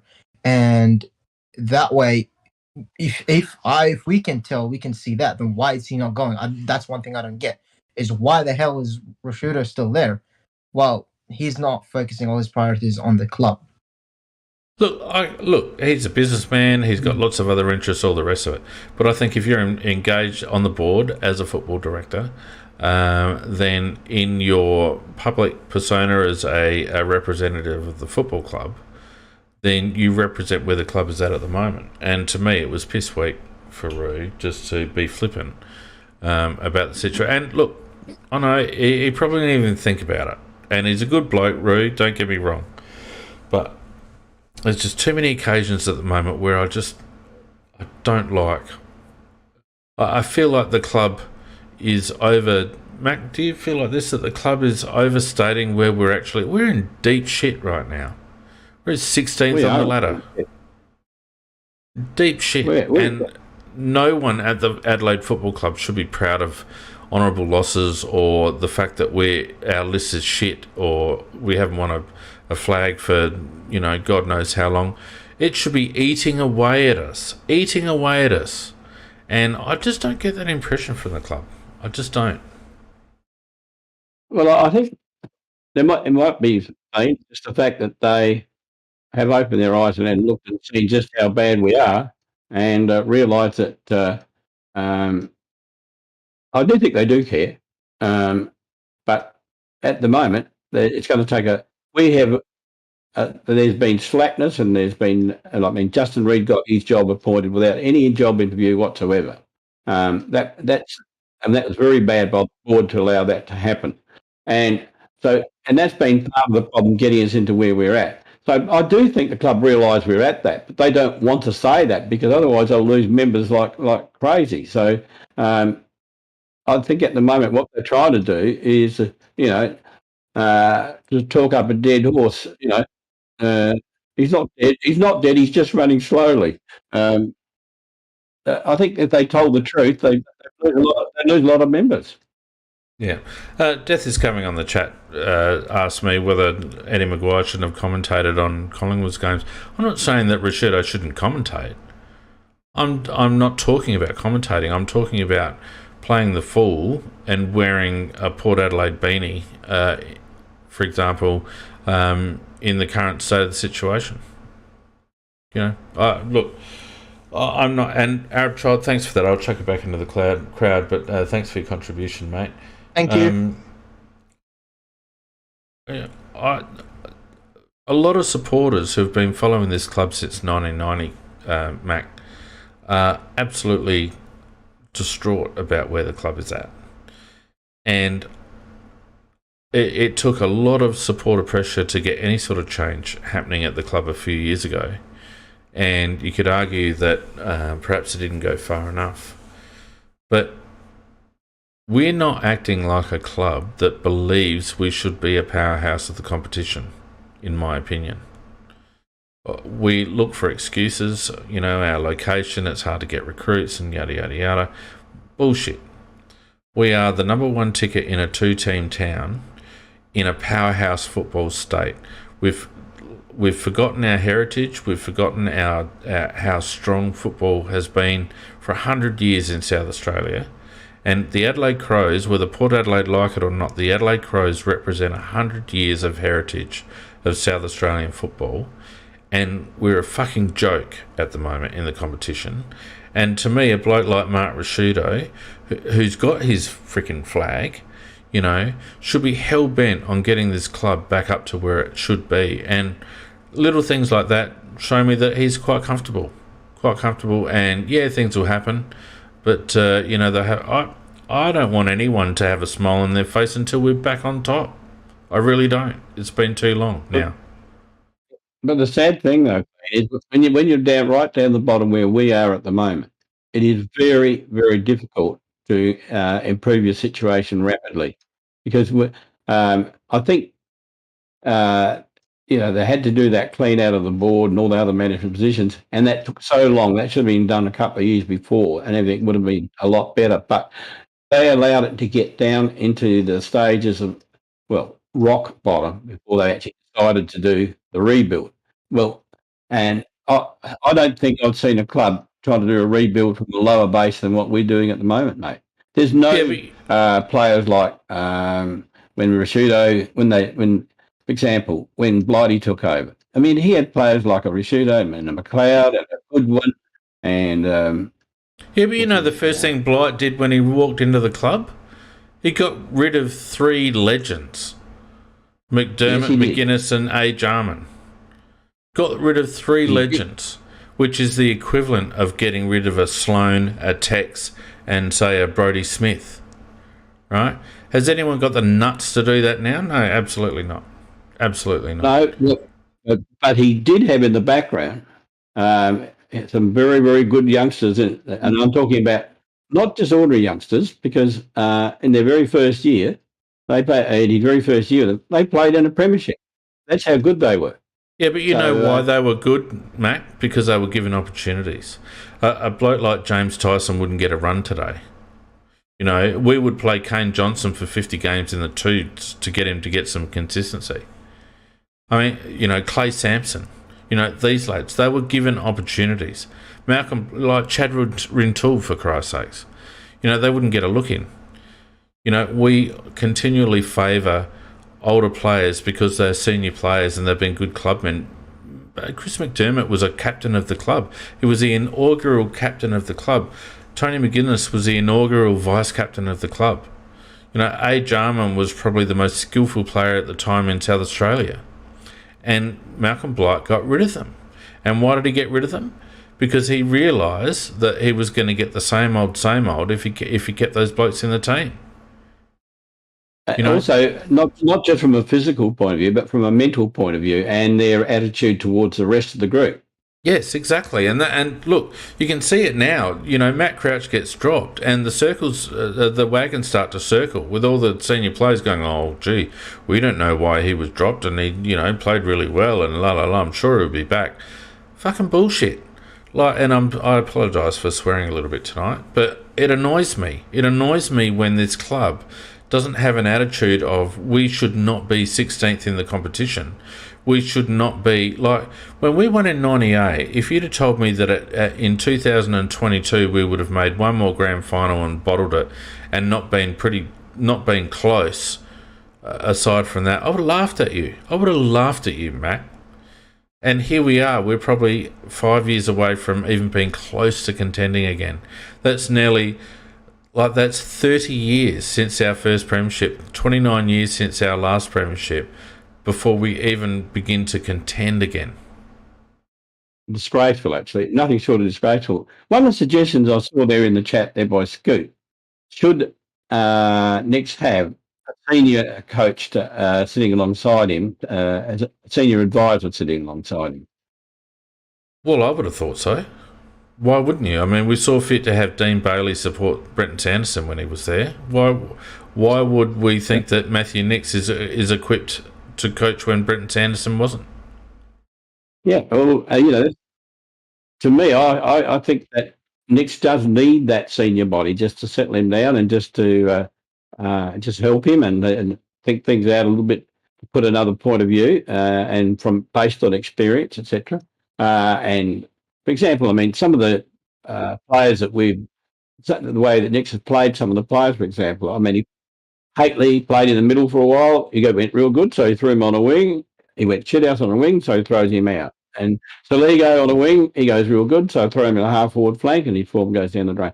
So it's just little things like that. And I just think he probably just needs somebody to help him. And, because I think he probably feels very desperate at times and very lonely. Well, I mean, you only know what you know. And Matthew Nicks, this is a first-time gig for him. And you only know, it's a very different thing being an assistant coach in a coaching box and not having the pressure of making decisions, and watching the senior coach make calls, and you might agree with them or you might not agree with them, but you're really not accountable for them. And here you are in this position, and he's got experience around him. Scott Burns has been an assistant for a long time, so has James Raleigh. VB, a little bit less experienced, but still not inexperienced. But I've felt for a while that I feel like Matthew Nicks could have done with an experienced coach there, because there are things that don't happen during a game where you wonder whether an experienced head, like for example, you look at the Dacos situation on the weekend. Would an experienced coach have tapped him on the shoulder and just gone, "What do you reckon? We might want to just blanket that for a little while." Well, Nicks was actually offered to have a senior assistant coach alongside him when he first started, and he said he didn't think he needed one. But I think the results are showing that he does. Well, I don't know whether it should be Matthew Nicks's call, to be honest with you. If I'm an employer and I employ a new person who I've got high hopes for, but who I'm employing to engage in a position that they haven't engaged in before, I would think as an employer I would want that person to have a mentor, and even the person would come in with bravado and confidence and say, "No, I've got this, I'm all good." And that's all well and good, but you don't know what you don't know, do you, Macca? And I would have thought at the club, if it's doing its own due diligence, would have thought, no, maybe just for a little while, we'll just have someone just helping you out. They won't have a big input into things, maybe not a match day presence, whatever, but we'll have someone helping you out. That's the club making diligent decisions, in my opinion. Yeah, in the chat they're saying that quite rightly that Burns is the senior assistant coach, but he's also a line coach. Burns has never coached in his own right. We're talking about somebody who's just going to sit there and make observations and with their clear head because they're not responsible for any line. Yeah, Burns has never coached. We're not talking about someone who hasn't coached before. We're talking about someone who's had the responsibility and who's been successful. Someone put up their Ross Lyons. I don't know whether I want Ross Lyons around the club, but that kind of person, absolutely. There's lots of them around the place that could provide guidance and assistance. They don't necessarily have to be a huge name, but just somebody. And unfortunately, we don't have that around Matty Nicks at the moment, and I think at times it shows. And I don't think it should have been Matthew Nicks's responsibility or Matthew Nicks's call to make. I think that as an employer, the Adelaide Football Club has to make prudent decisions, and I would have thought the prudent decision would have been just to get someone around Matty to give him a hand for a couple of years. I agree.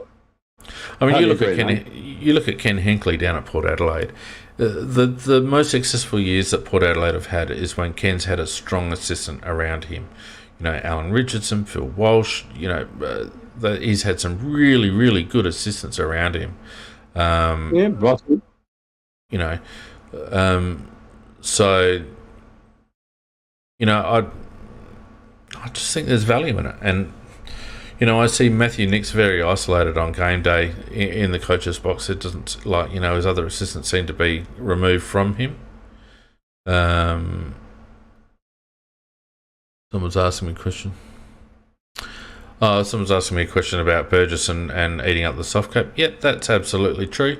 But you've got to do what's within your means, but you've also got to do what's right with the club. And maybe we could have not engaged Van Berlo, for example, and instead engaged a coaching mentor like a Dean Bailey was back in the day.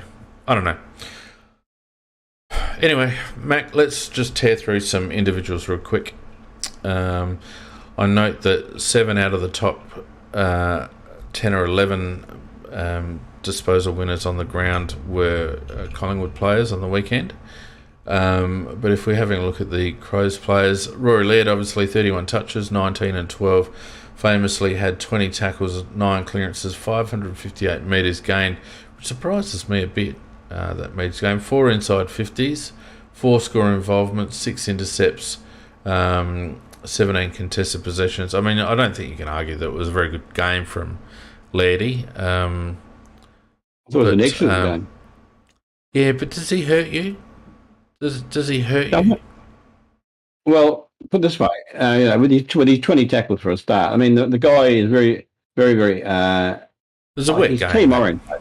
He's team oriented. I mean, he does his share of work when they've got the ball, and he does his share of work when we've got the ball. And does he really hurt you badly? Probably not.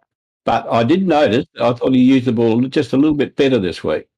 And instead of sometimes handball into somebody that was stationary, he made sure they were moving. And I thought he also kicked sometimes when he would normally have handball. Never been tagged, Rory Laird. Oh, I know what you're getting at. So does he hurt you?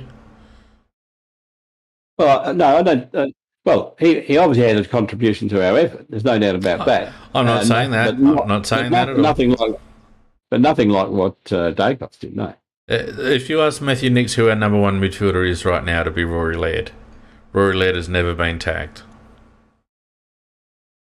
Well, so be it. I rest my case. It's what we've got, mate. I know. I'm just saying. Ben Keys, 22 touches, 14 and 8, 5 tackles, 10 clearances, 436 metres gained. He had 4 inside 50s, 4 centre clearances and 4 round stoppage, 12 contested possessions. You know, I'm a fan of Ben's effort, but we're really seeing his limitations over the last month, in my opinion. Yes. Look, nobody runs further, nobody runs harder, but his skills are probably the reason why Brisbane delisted him. We, at this stage, I think he's good for us because we haven't got anybody better, but in time, he'll be replaced because of his lack of skills. Do you think he can improve in that regard, Matt? Because if he improved, if his skills improved by 20%, he'd be a top 25 midfielder in the comp, I reckon. I have noticed him concentrating on his kicking a little bit better. Having said that, I think he had a set shot for goal, but he missed a very easy one. But I think he's working on it. Whether he'll get to what we want to get to, I don't know. But one thing I know about Keys, it won't be for lack of trying. Yeah, the thing with Benny, when he runs, if he runs without the ball, you'll notice he's an arm pumper, right? His arms are going at a million miles an hour. When he's got the ball and he's going at the same pace, his arms don't automatically stop pumping. So the problem that he's got is that because his running technique is such that he uses his arms quite strongly to pump to get his speed up. When he's got the ball in hand, the ball isn't going to be quiet. The ball's going to be shifting around all over the place when he's running at speed, and he's got to learn to be able to compose himself and get his hands quiet, so that he can actually put it onto his boot, with some sort of consistency. I don't know whether he can do it. He's also very, very one-sided, Mac. Very one-sided. Well, he's easily covered on that left side. That's a very good point you raised. Anybody who moves the ball around before they kick the ball, there's always a chance of being a stuff up. I mean, you ever look at the players like Dawson, etc. I mean, the ball is absolutely still. There's no movement sideways or wobbling or anything like that. The really good kicks, there's no movement. So you're quite right about that. When he runs, he holds the ball with both hands. He doesn't tuck it under. He holds the ball very much with two hands. So the ball's going all over the place. Yeah. Anyway, I don't know. I'd love for Ben. I've so much admiration for Ben's work ethic, and his ability to make the best of his career after being delisted by Brisbane. I'd really like someone to be able to get hold of him and improve his disposal efficiency, because I really think he's got so many good strings to his bow, but it's such a killer when you burn the ball so often in pressure situations. It'd be great if someone could get hold of him and just give him some assistance there, but I fear that sadly that might not occur. Anyway. Ball drop is everything when you're kicking, Finn. Yeah, of course it is. And it's composure, isn't it, Mac? It's the ability to just take a couple of steps and just be quiet over the ball and drop it properly. And often it's in your head. If you're thinking about where you want the ball to go, often your body will just do it. You've got to get out of your own way sometimes. I don't know whether Benny's capable of that. Anyway. Sam Berry, fantastic Sam Berry. Only 21 touches, 12 and 9, 17 tackles, I think 10 to half time. He had 5 clearances, 256 metres gained. He had only one inside 50, 4 score involvements, 13 contested possessions. We've got to remember this kid's only 20 or whatever, not even. I just thought it was a powerhouse game from Sam Berry. Had a great game, Dean, and look, he's tough and he's hard and he's a beast. He really works hard.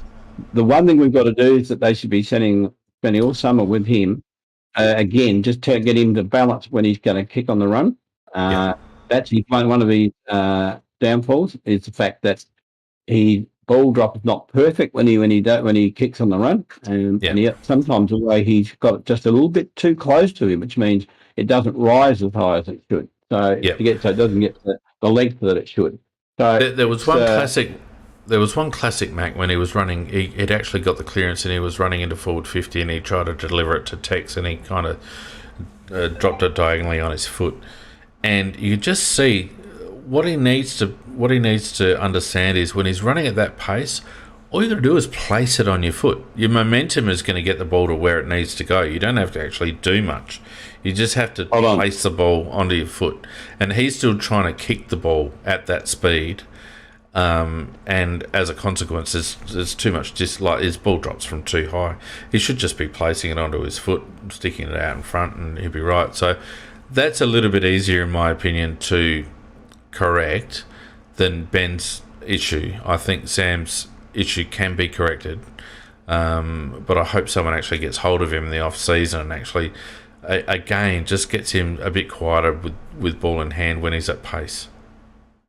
Yeah, look, he's worth spending the time with to do it properly too, because he's really outstanding for a second year player. I mean, his ability and courage to go out and get that ball, and he gets it. And he breaks away too. He does everything we'd like him to do, except finish isn't always what we want. Yeah. I mean, the ability for the kid to be so strong in the contest, to lay so many tackles, to be an absolute ball, And Matthew Nicksy can go on about how it's been great to see his progress. Well, Sam Berry has forced that. He's forced Adelaide's hand. Because let's not forget that he was getting played bloody forward pocket earlier in the season. Sam Berry deserves every success that he gets. Geordie Dawson, 20 kicks, 20 disposals, 15 and 5, 2 marks, 6 tackles, 589 metres gained. The problem is only 2 inside 50s and 4 score involvements, which is just basically indicative that we're not getting the value out of Geordie that we paid a first rounder for. Not Geordie's fault either. The coach has to be innovative. There's 2 weeks in a row now he's been very, very tightly tagged, and it's up to the coach. I mean, and you have to just put him in a position where it just becomes because they don't ever use the stars on him. They use the guys that are straggers, and so you just got to get him out to a position where he can hurt on a one-on-one situation. So that's not up to Geordie, because he answer me this. Answer me this, Mac. In his presser, Nick mentioned Hinge on a wing. Now, why would you be playing Mitch Hinge on a wing, who's clearly strong aerially and is a good outlet kick, and Dawson down back? Shouldn't like Mitch Hinge is the perfect halfback flanker, absolute prototype halfback flanker. Can defend, is tough, will hurt players aerially, and has got a great kick on him. Geordie Dawson is silk. We want him delivering into forward 50 and getting forward and kicking a goal. I have never understood the fact that they want Mitch Hinge to play up on a wing and Jordan Dawson back behind the ball. I don't understand it. You're right on the money, Fiend. 100%. I'm with you all the way. Hinge on a half-back flank, Dawson on a wing, even move him into the middle if necessary to make it difficult for the tagger. But we want the value of his possession coming into the forward lines, and at the moment, what we're doing is using him as a band-aid down back. 100% right. The fact that Geordie Dawson only had, 4 score involvements for the game just tells you everything you need to know. And the thing is, if you've got Mitch down back playing a genuine third tall, all of a sudden Tom Duday gets back to playing that intercept defender with the role that he is most suited to.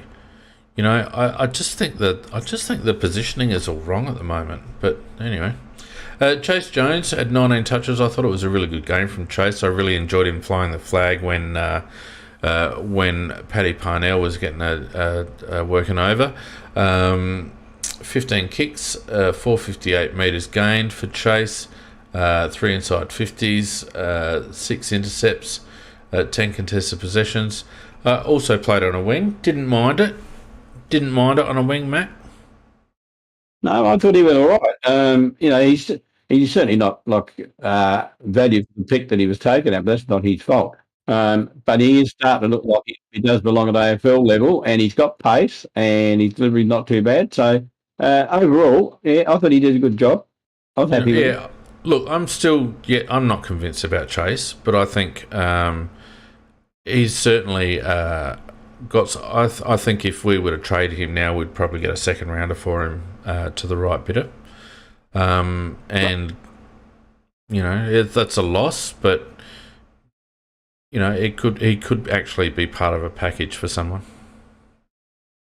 Oh well, look, Ed, I think we've got lots of probably potential trades, and it's whether anybody wants them and what we can get back for them. So, well, yeah, but what I'm saying, I think Chase is probably more valuable than many. Yeah, I believe you're right, because he's got pace. The other thing too, it was pleasing to see that he did fly the flag, and I thought that actually made him play better. So actually, might get him into a bit of a brawl every week. Yeah, he's certainly fired up, that's for sure. Brodie Smith had 19 touches, 693 metres gained. I don't know whether I've just got Brodie Smith blinkers on, Mac, but for all the metres gained and all the rest of it that we get from Brodie, I'm just not seeing the value. No, we get a lot of rubbish from him as well. Like that 693 metres gained is good, but if he's kicked it blindly, which he did a couple of times straight to where only they are, that might be 80 metres or 70 metres or whatever it might be. And you do that a couple of times. Well, it takes a lot of value out of those metres you're getting. So I just don't think he's quite as sharp as he used to be. Like Brodie, you get the ball. I also noticed he's starting to sneak down into the back line. Normally Dawson kicks off from a point when he's down there, but I noticed that he's doing a little bit of kick hunting. I reckon he able to kick off about 3 times on the weekend. Yeah. I don't know. I'd definitely be trying to shop Brodie as a mature age for someone like a Gold Coast or someone like that. Soligo, I thought was good. Was good to see him in the thick of it. I think he, as I said earlier, I think he struggled a little bit in the heat because it was very, very contested with the conditions. But a clear player we've got there. I do wonder whether he's going to maybe make it to the end of the season, Mac. I wouldn't be surprised if he falls away over the next couple. Oh, I thought after his game overall was not too bad, Fiend. And like you said, it's hot in the kitchen, and but he's not frightened, and he's tough, and he's very resilient, and he can take a blow and come up again and go again. No, I think he'll make it to the end of the season. Yeah. I really think he's going to be a good news story for us next year. Oh, 100%.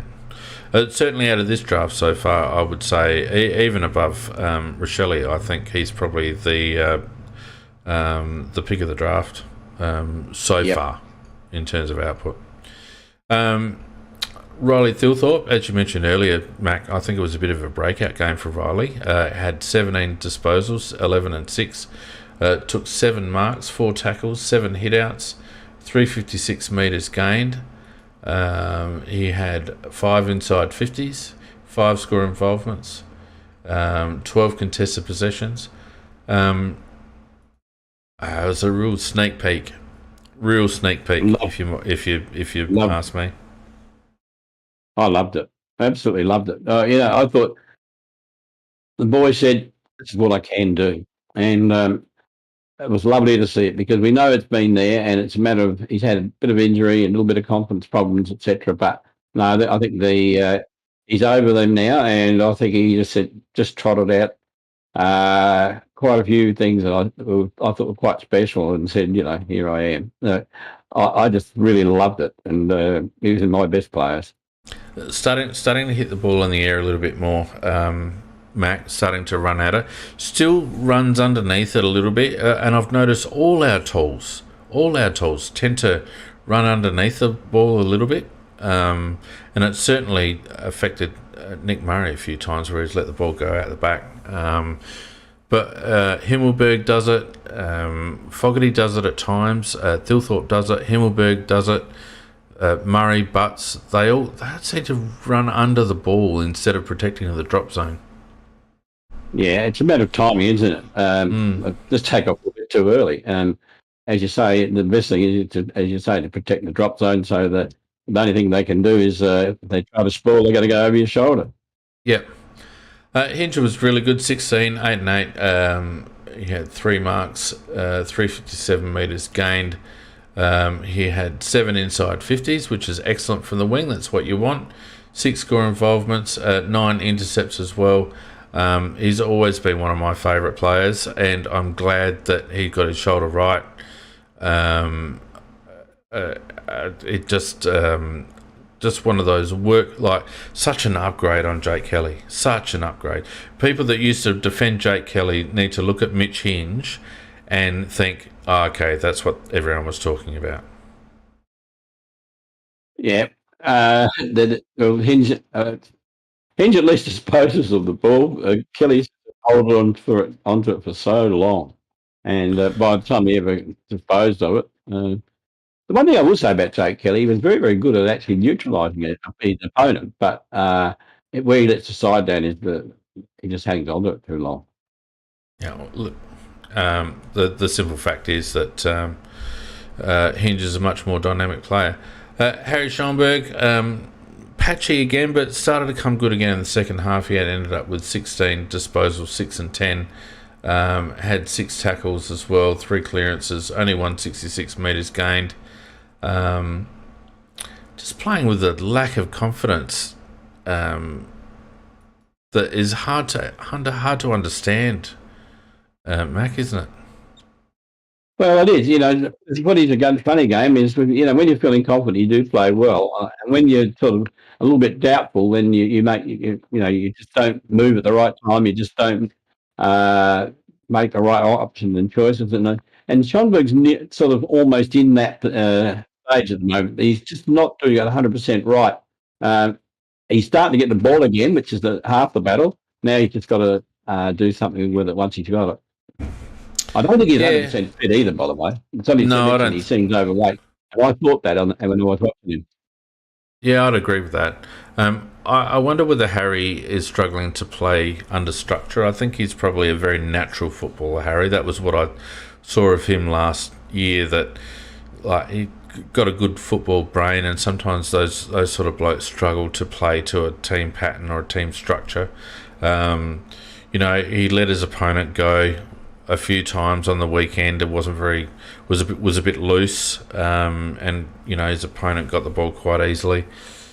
So there's a fair bit to work on with Harry still, but I still love him. I do hope he comes good. Will Hamill was pretty good coming off the back lines, 14 touches. Riley O'Brien was terrible and had a gutful of him. Tex Walker, again, 5 goals, 1 from 10 touches, was immense. Shane McAdam, I thought, was disappointing defensively. Mac had a bit of an almost game in terms of taking marks, but it was that kind of weather. But didn't do much defensively, Shane McAdam, I didn't think. Normally doesn't, though. That's the problem. You always get another small layer around there as well, because he doesn't. No, this year he has been. That's been the real tick on Shane McAdam's game this year, that he has been good defensively. But not much this week. No. Miller, I don't know how he gets. I don't know how he gets picked. I don't know how he gets picked. I was waiting for you to mention him, because he was clearly, I thought, our worst player on the ground. Clearly our worst player. He had a little purple patch in the third where he did a couple of nice things. I don't even know how he was in this team, though, after last week's piss week effort. I will never think that he's a forward, even though he played a lot of his SANFL, midfield forward. At AFL level, he's no good forward. Don't know why he's in. Nemec Henry, look,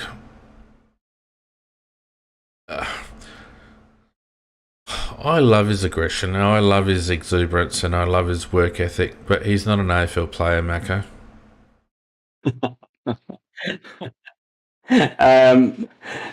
Well, I love all those factors you just said. I just wish that he did have a little bit more output. I actually do love his efforts and his. I think he'll be in trouble next year. There'll be players who will come up to replace him. Yeah, I mean, it's a real shame. But he hasn't got his one wood is his effort. But yeah, and that's great. That's great. If he was able to match that output with a goal sneaks mindset, he'd be amazing. If you get a couple of goals a game out of Ned McHenry and get a ton of defensive pressure in the forward line, he'd be amazing. And, maybe we're playing him wrong. Maybe he's not a high half forward. Well, I don't think he's a high half forward. He's a midfielder. He was a midfielder in his juniors and all the rest of it. And I get all of that. I just can't see him in our best 22 in a contending team. Well, you're getting pretty good mention from the chat, because the comments like knucklehead Ned, a scrapper with no skill, Look, I think it's unkind because I think he provides value. The pressure that he provides is valuable, right? But he doesn't hurt you on the offense. He doesn't hurt you going forward. He's not a long kick. He's not a penetrating kick. He doesn't have a good goal sense. He's not great overhead. Maybe we need to try him deep forward. Maybe we need to try him deep forward, Macca, and just see if he's got value in that 30-metre arc, at someone's feet and providing defensive pressure. I don't know, but I don't think he's not going to make it with us as a midfielder. He's not going to make it with us as a high half forward. And I hate to bag a bloke who puts in 110% every week, but it takes more than that. At this level, it takes more than that. Yeah, I think he'll be there for the rest of this year, but I think next year he could be struggling. Yeah. Patrick Parnell, on the other hand, similar stature, but and he gets knocked over a fair bit, but he keeps getting up. Patrick, I'd love to see him with a bit more beef. He's good as a small defender. He's still got a few deficiencies. He did a number on Ginnivan. Ginnivan did nothing, and I need to shout out to the umpires. I thought they officiated Ginnivan extremely well. It's interesting that it isn't just Ginnivan. I watched having a mental blank. He wasn't the only Collingwood player doing it. No. There's a few. Yeah, agree. Yeah, just somebody's there. That's Pendlebury. That's the one I was trying to think of. Where they don't just drop the knees where they used to. They actually just let the whole legs go. They put the legs sideways and let them go. Yeah. And now, I don't think you can possibly give a free kick for around the neck for that because. Doesn't the rule state that you don't get a free if the player that is tackled initiates? You can't contribute to the high contact. Basically, if you contribute, the other one that does it in Collingwood is Jamie Elliott. Does it all the time. Yes, we knew there's a couple of them, but the one that really did a real bad one. What's a skipper? There's no doubt about that. Pendlebury, he definitely did it. I watched him and I saw the whole legs thrown sideways bit, and then he went and he got the free around the neck, whereas Ginnivan didn't. And a lot of people say, and this is by no means a defence, but a lot of people say, "Oh, what about Selwood?" Selwood doesn't drop. Selwood shrugs his shoulders. Raises his arm. That's right. It slips from his arm onto around the neck. That's right. Selwood doesn't drop very often. Mitch Duncan drops, but Selwood doesn't drop. He is, as soon as he feels contact on his bicep, he just lifts his arm, and the contact goes high. I'm not a Selwood fan at all, but there's a big difference between the way Selwood does it usually and the way Ginnivan and the lad from the Western Bulldogs and a few others do it. Whatever. But anyway, let's continue. Duday, I don't know what's going on with Tom, but I think his form suffered from how he's being played at the moment. Darcy Fogarty, Mac, only had the 9 touches, but I felt like he was involved all game. 2 goals, 6 marks. I was happy with his effort. I thought he presented himself, and didn't always go to plan. But Rahilly says he's concentrated on getting him to stop wrestling with his opponent and to make lead for the ball. And I thought he did, and it wasn't always his fault that he didn't get it. Yeah. Geordie Butts, I thought, did a really good job on Jamie Elliott. It was seen like a big mismatch, but He covered Elliott pretty well. Elliott didn't really have much of an impact on the game, I didn't think. Lockie Murphy, only the 6 disposals, but kicked 3 goals and 1, so what?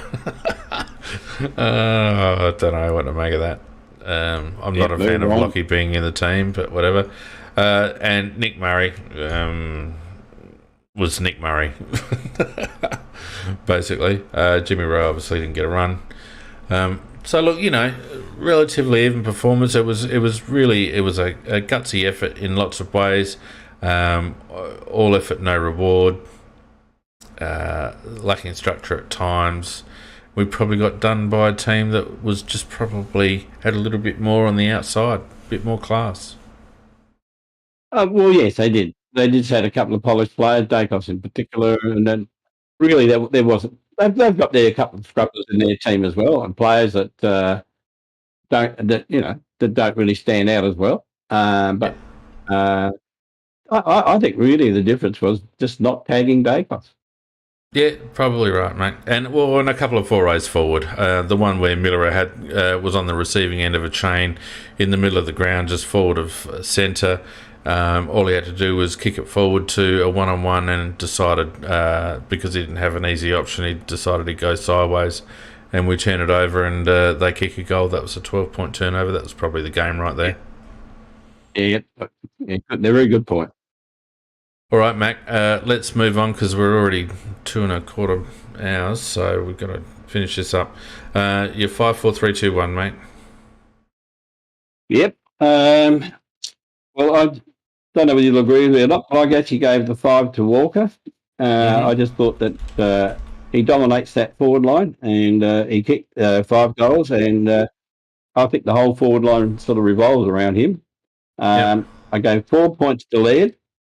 I thought that you have to at least be second best when you have those sort of numbers. Berry, I thought he gets 3. I liked his game. I just think he can go one step further if he improves the kicking. I had to put Thilthorpe in there. I gave 2 to Thilthorpe. I liked his game, and I really tossed up. It was hard for the last spot. I gave it to Dawson. I gave 1 to Dawson because at least when he gets the ball, there's a little bit of quality usage with it. So he could have easily tried to perhaps think of Hamill, Saligo, etc. But at the end of the day, 1 to Dawson. Very good. I gave 5 to Laird because, you just can't argue with it for all his deficiencies. I gave 4 to Berry, who is very much his understudy. I gave 3 to Walker. I gave 2 to Mitch Hinge. And I gave 1 to Thilthorpe. Roughly around the same, yeah. So there you go. Look, honourable loss, blah blah blah. It's all good. We move on, etc. Matthew Nick says it's it's only a matter of time before we start winning a couple of those. Yes and no. I think he's got to take a little bit more of the blame for how it all panned out. But there you go. All right, Mac. I think that's about all we got this week. What do you reckon? Well, I reckon that's fair enough. We started on time, mate, and we've gone overtime.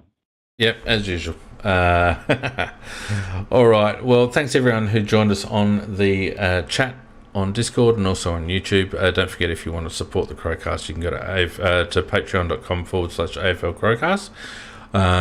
All our supporters are very much appreciated. We'll be back next week for another weekend wrap, and then there might be a couple of interesting things happening while I'm away, Mac. But in the meantime, thanks everyone for joining us. Thanks always for your support, and we will see you next week. Night, everyone. Yeah, good night all.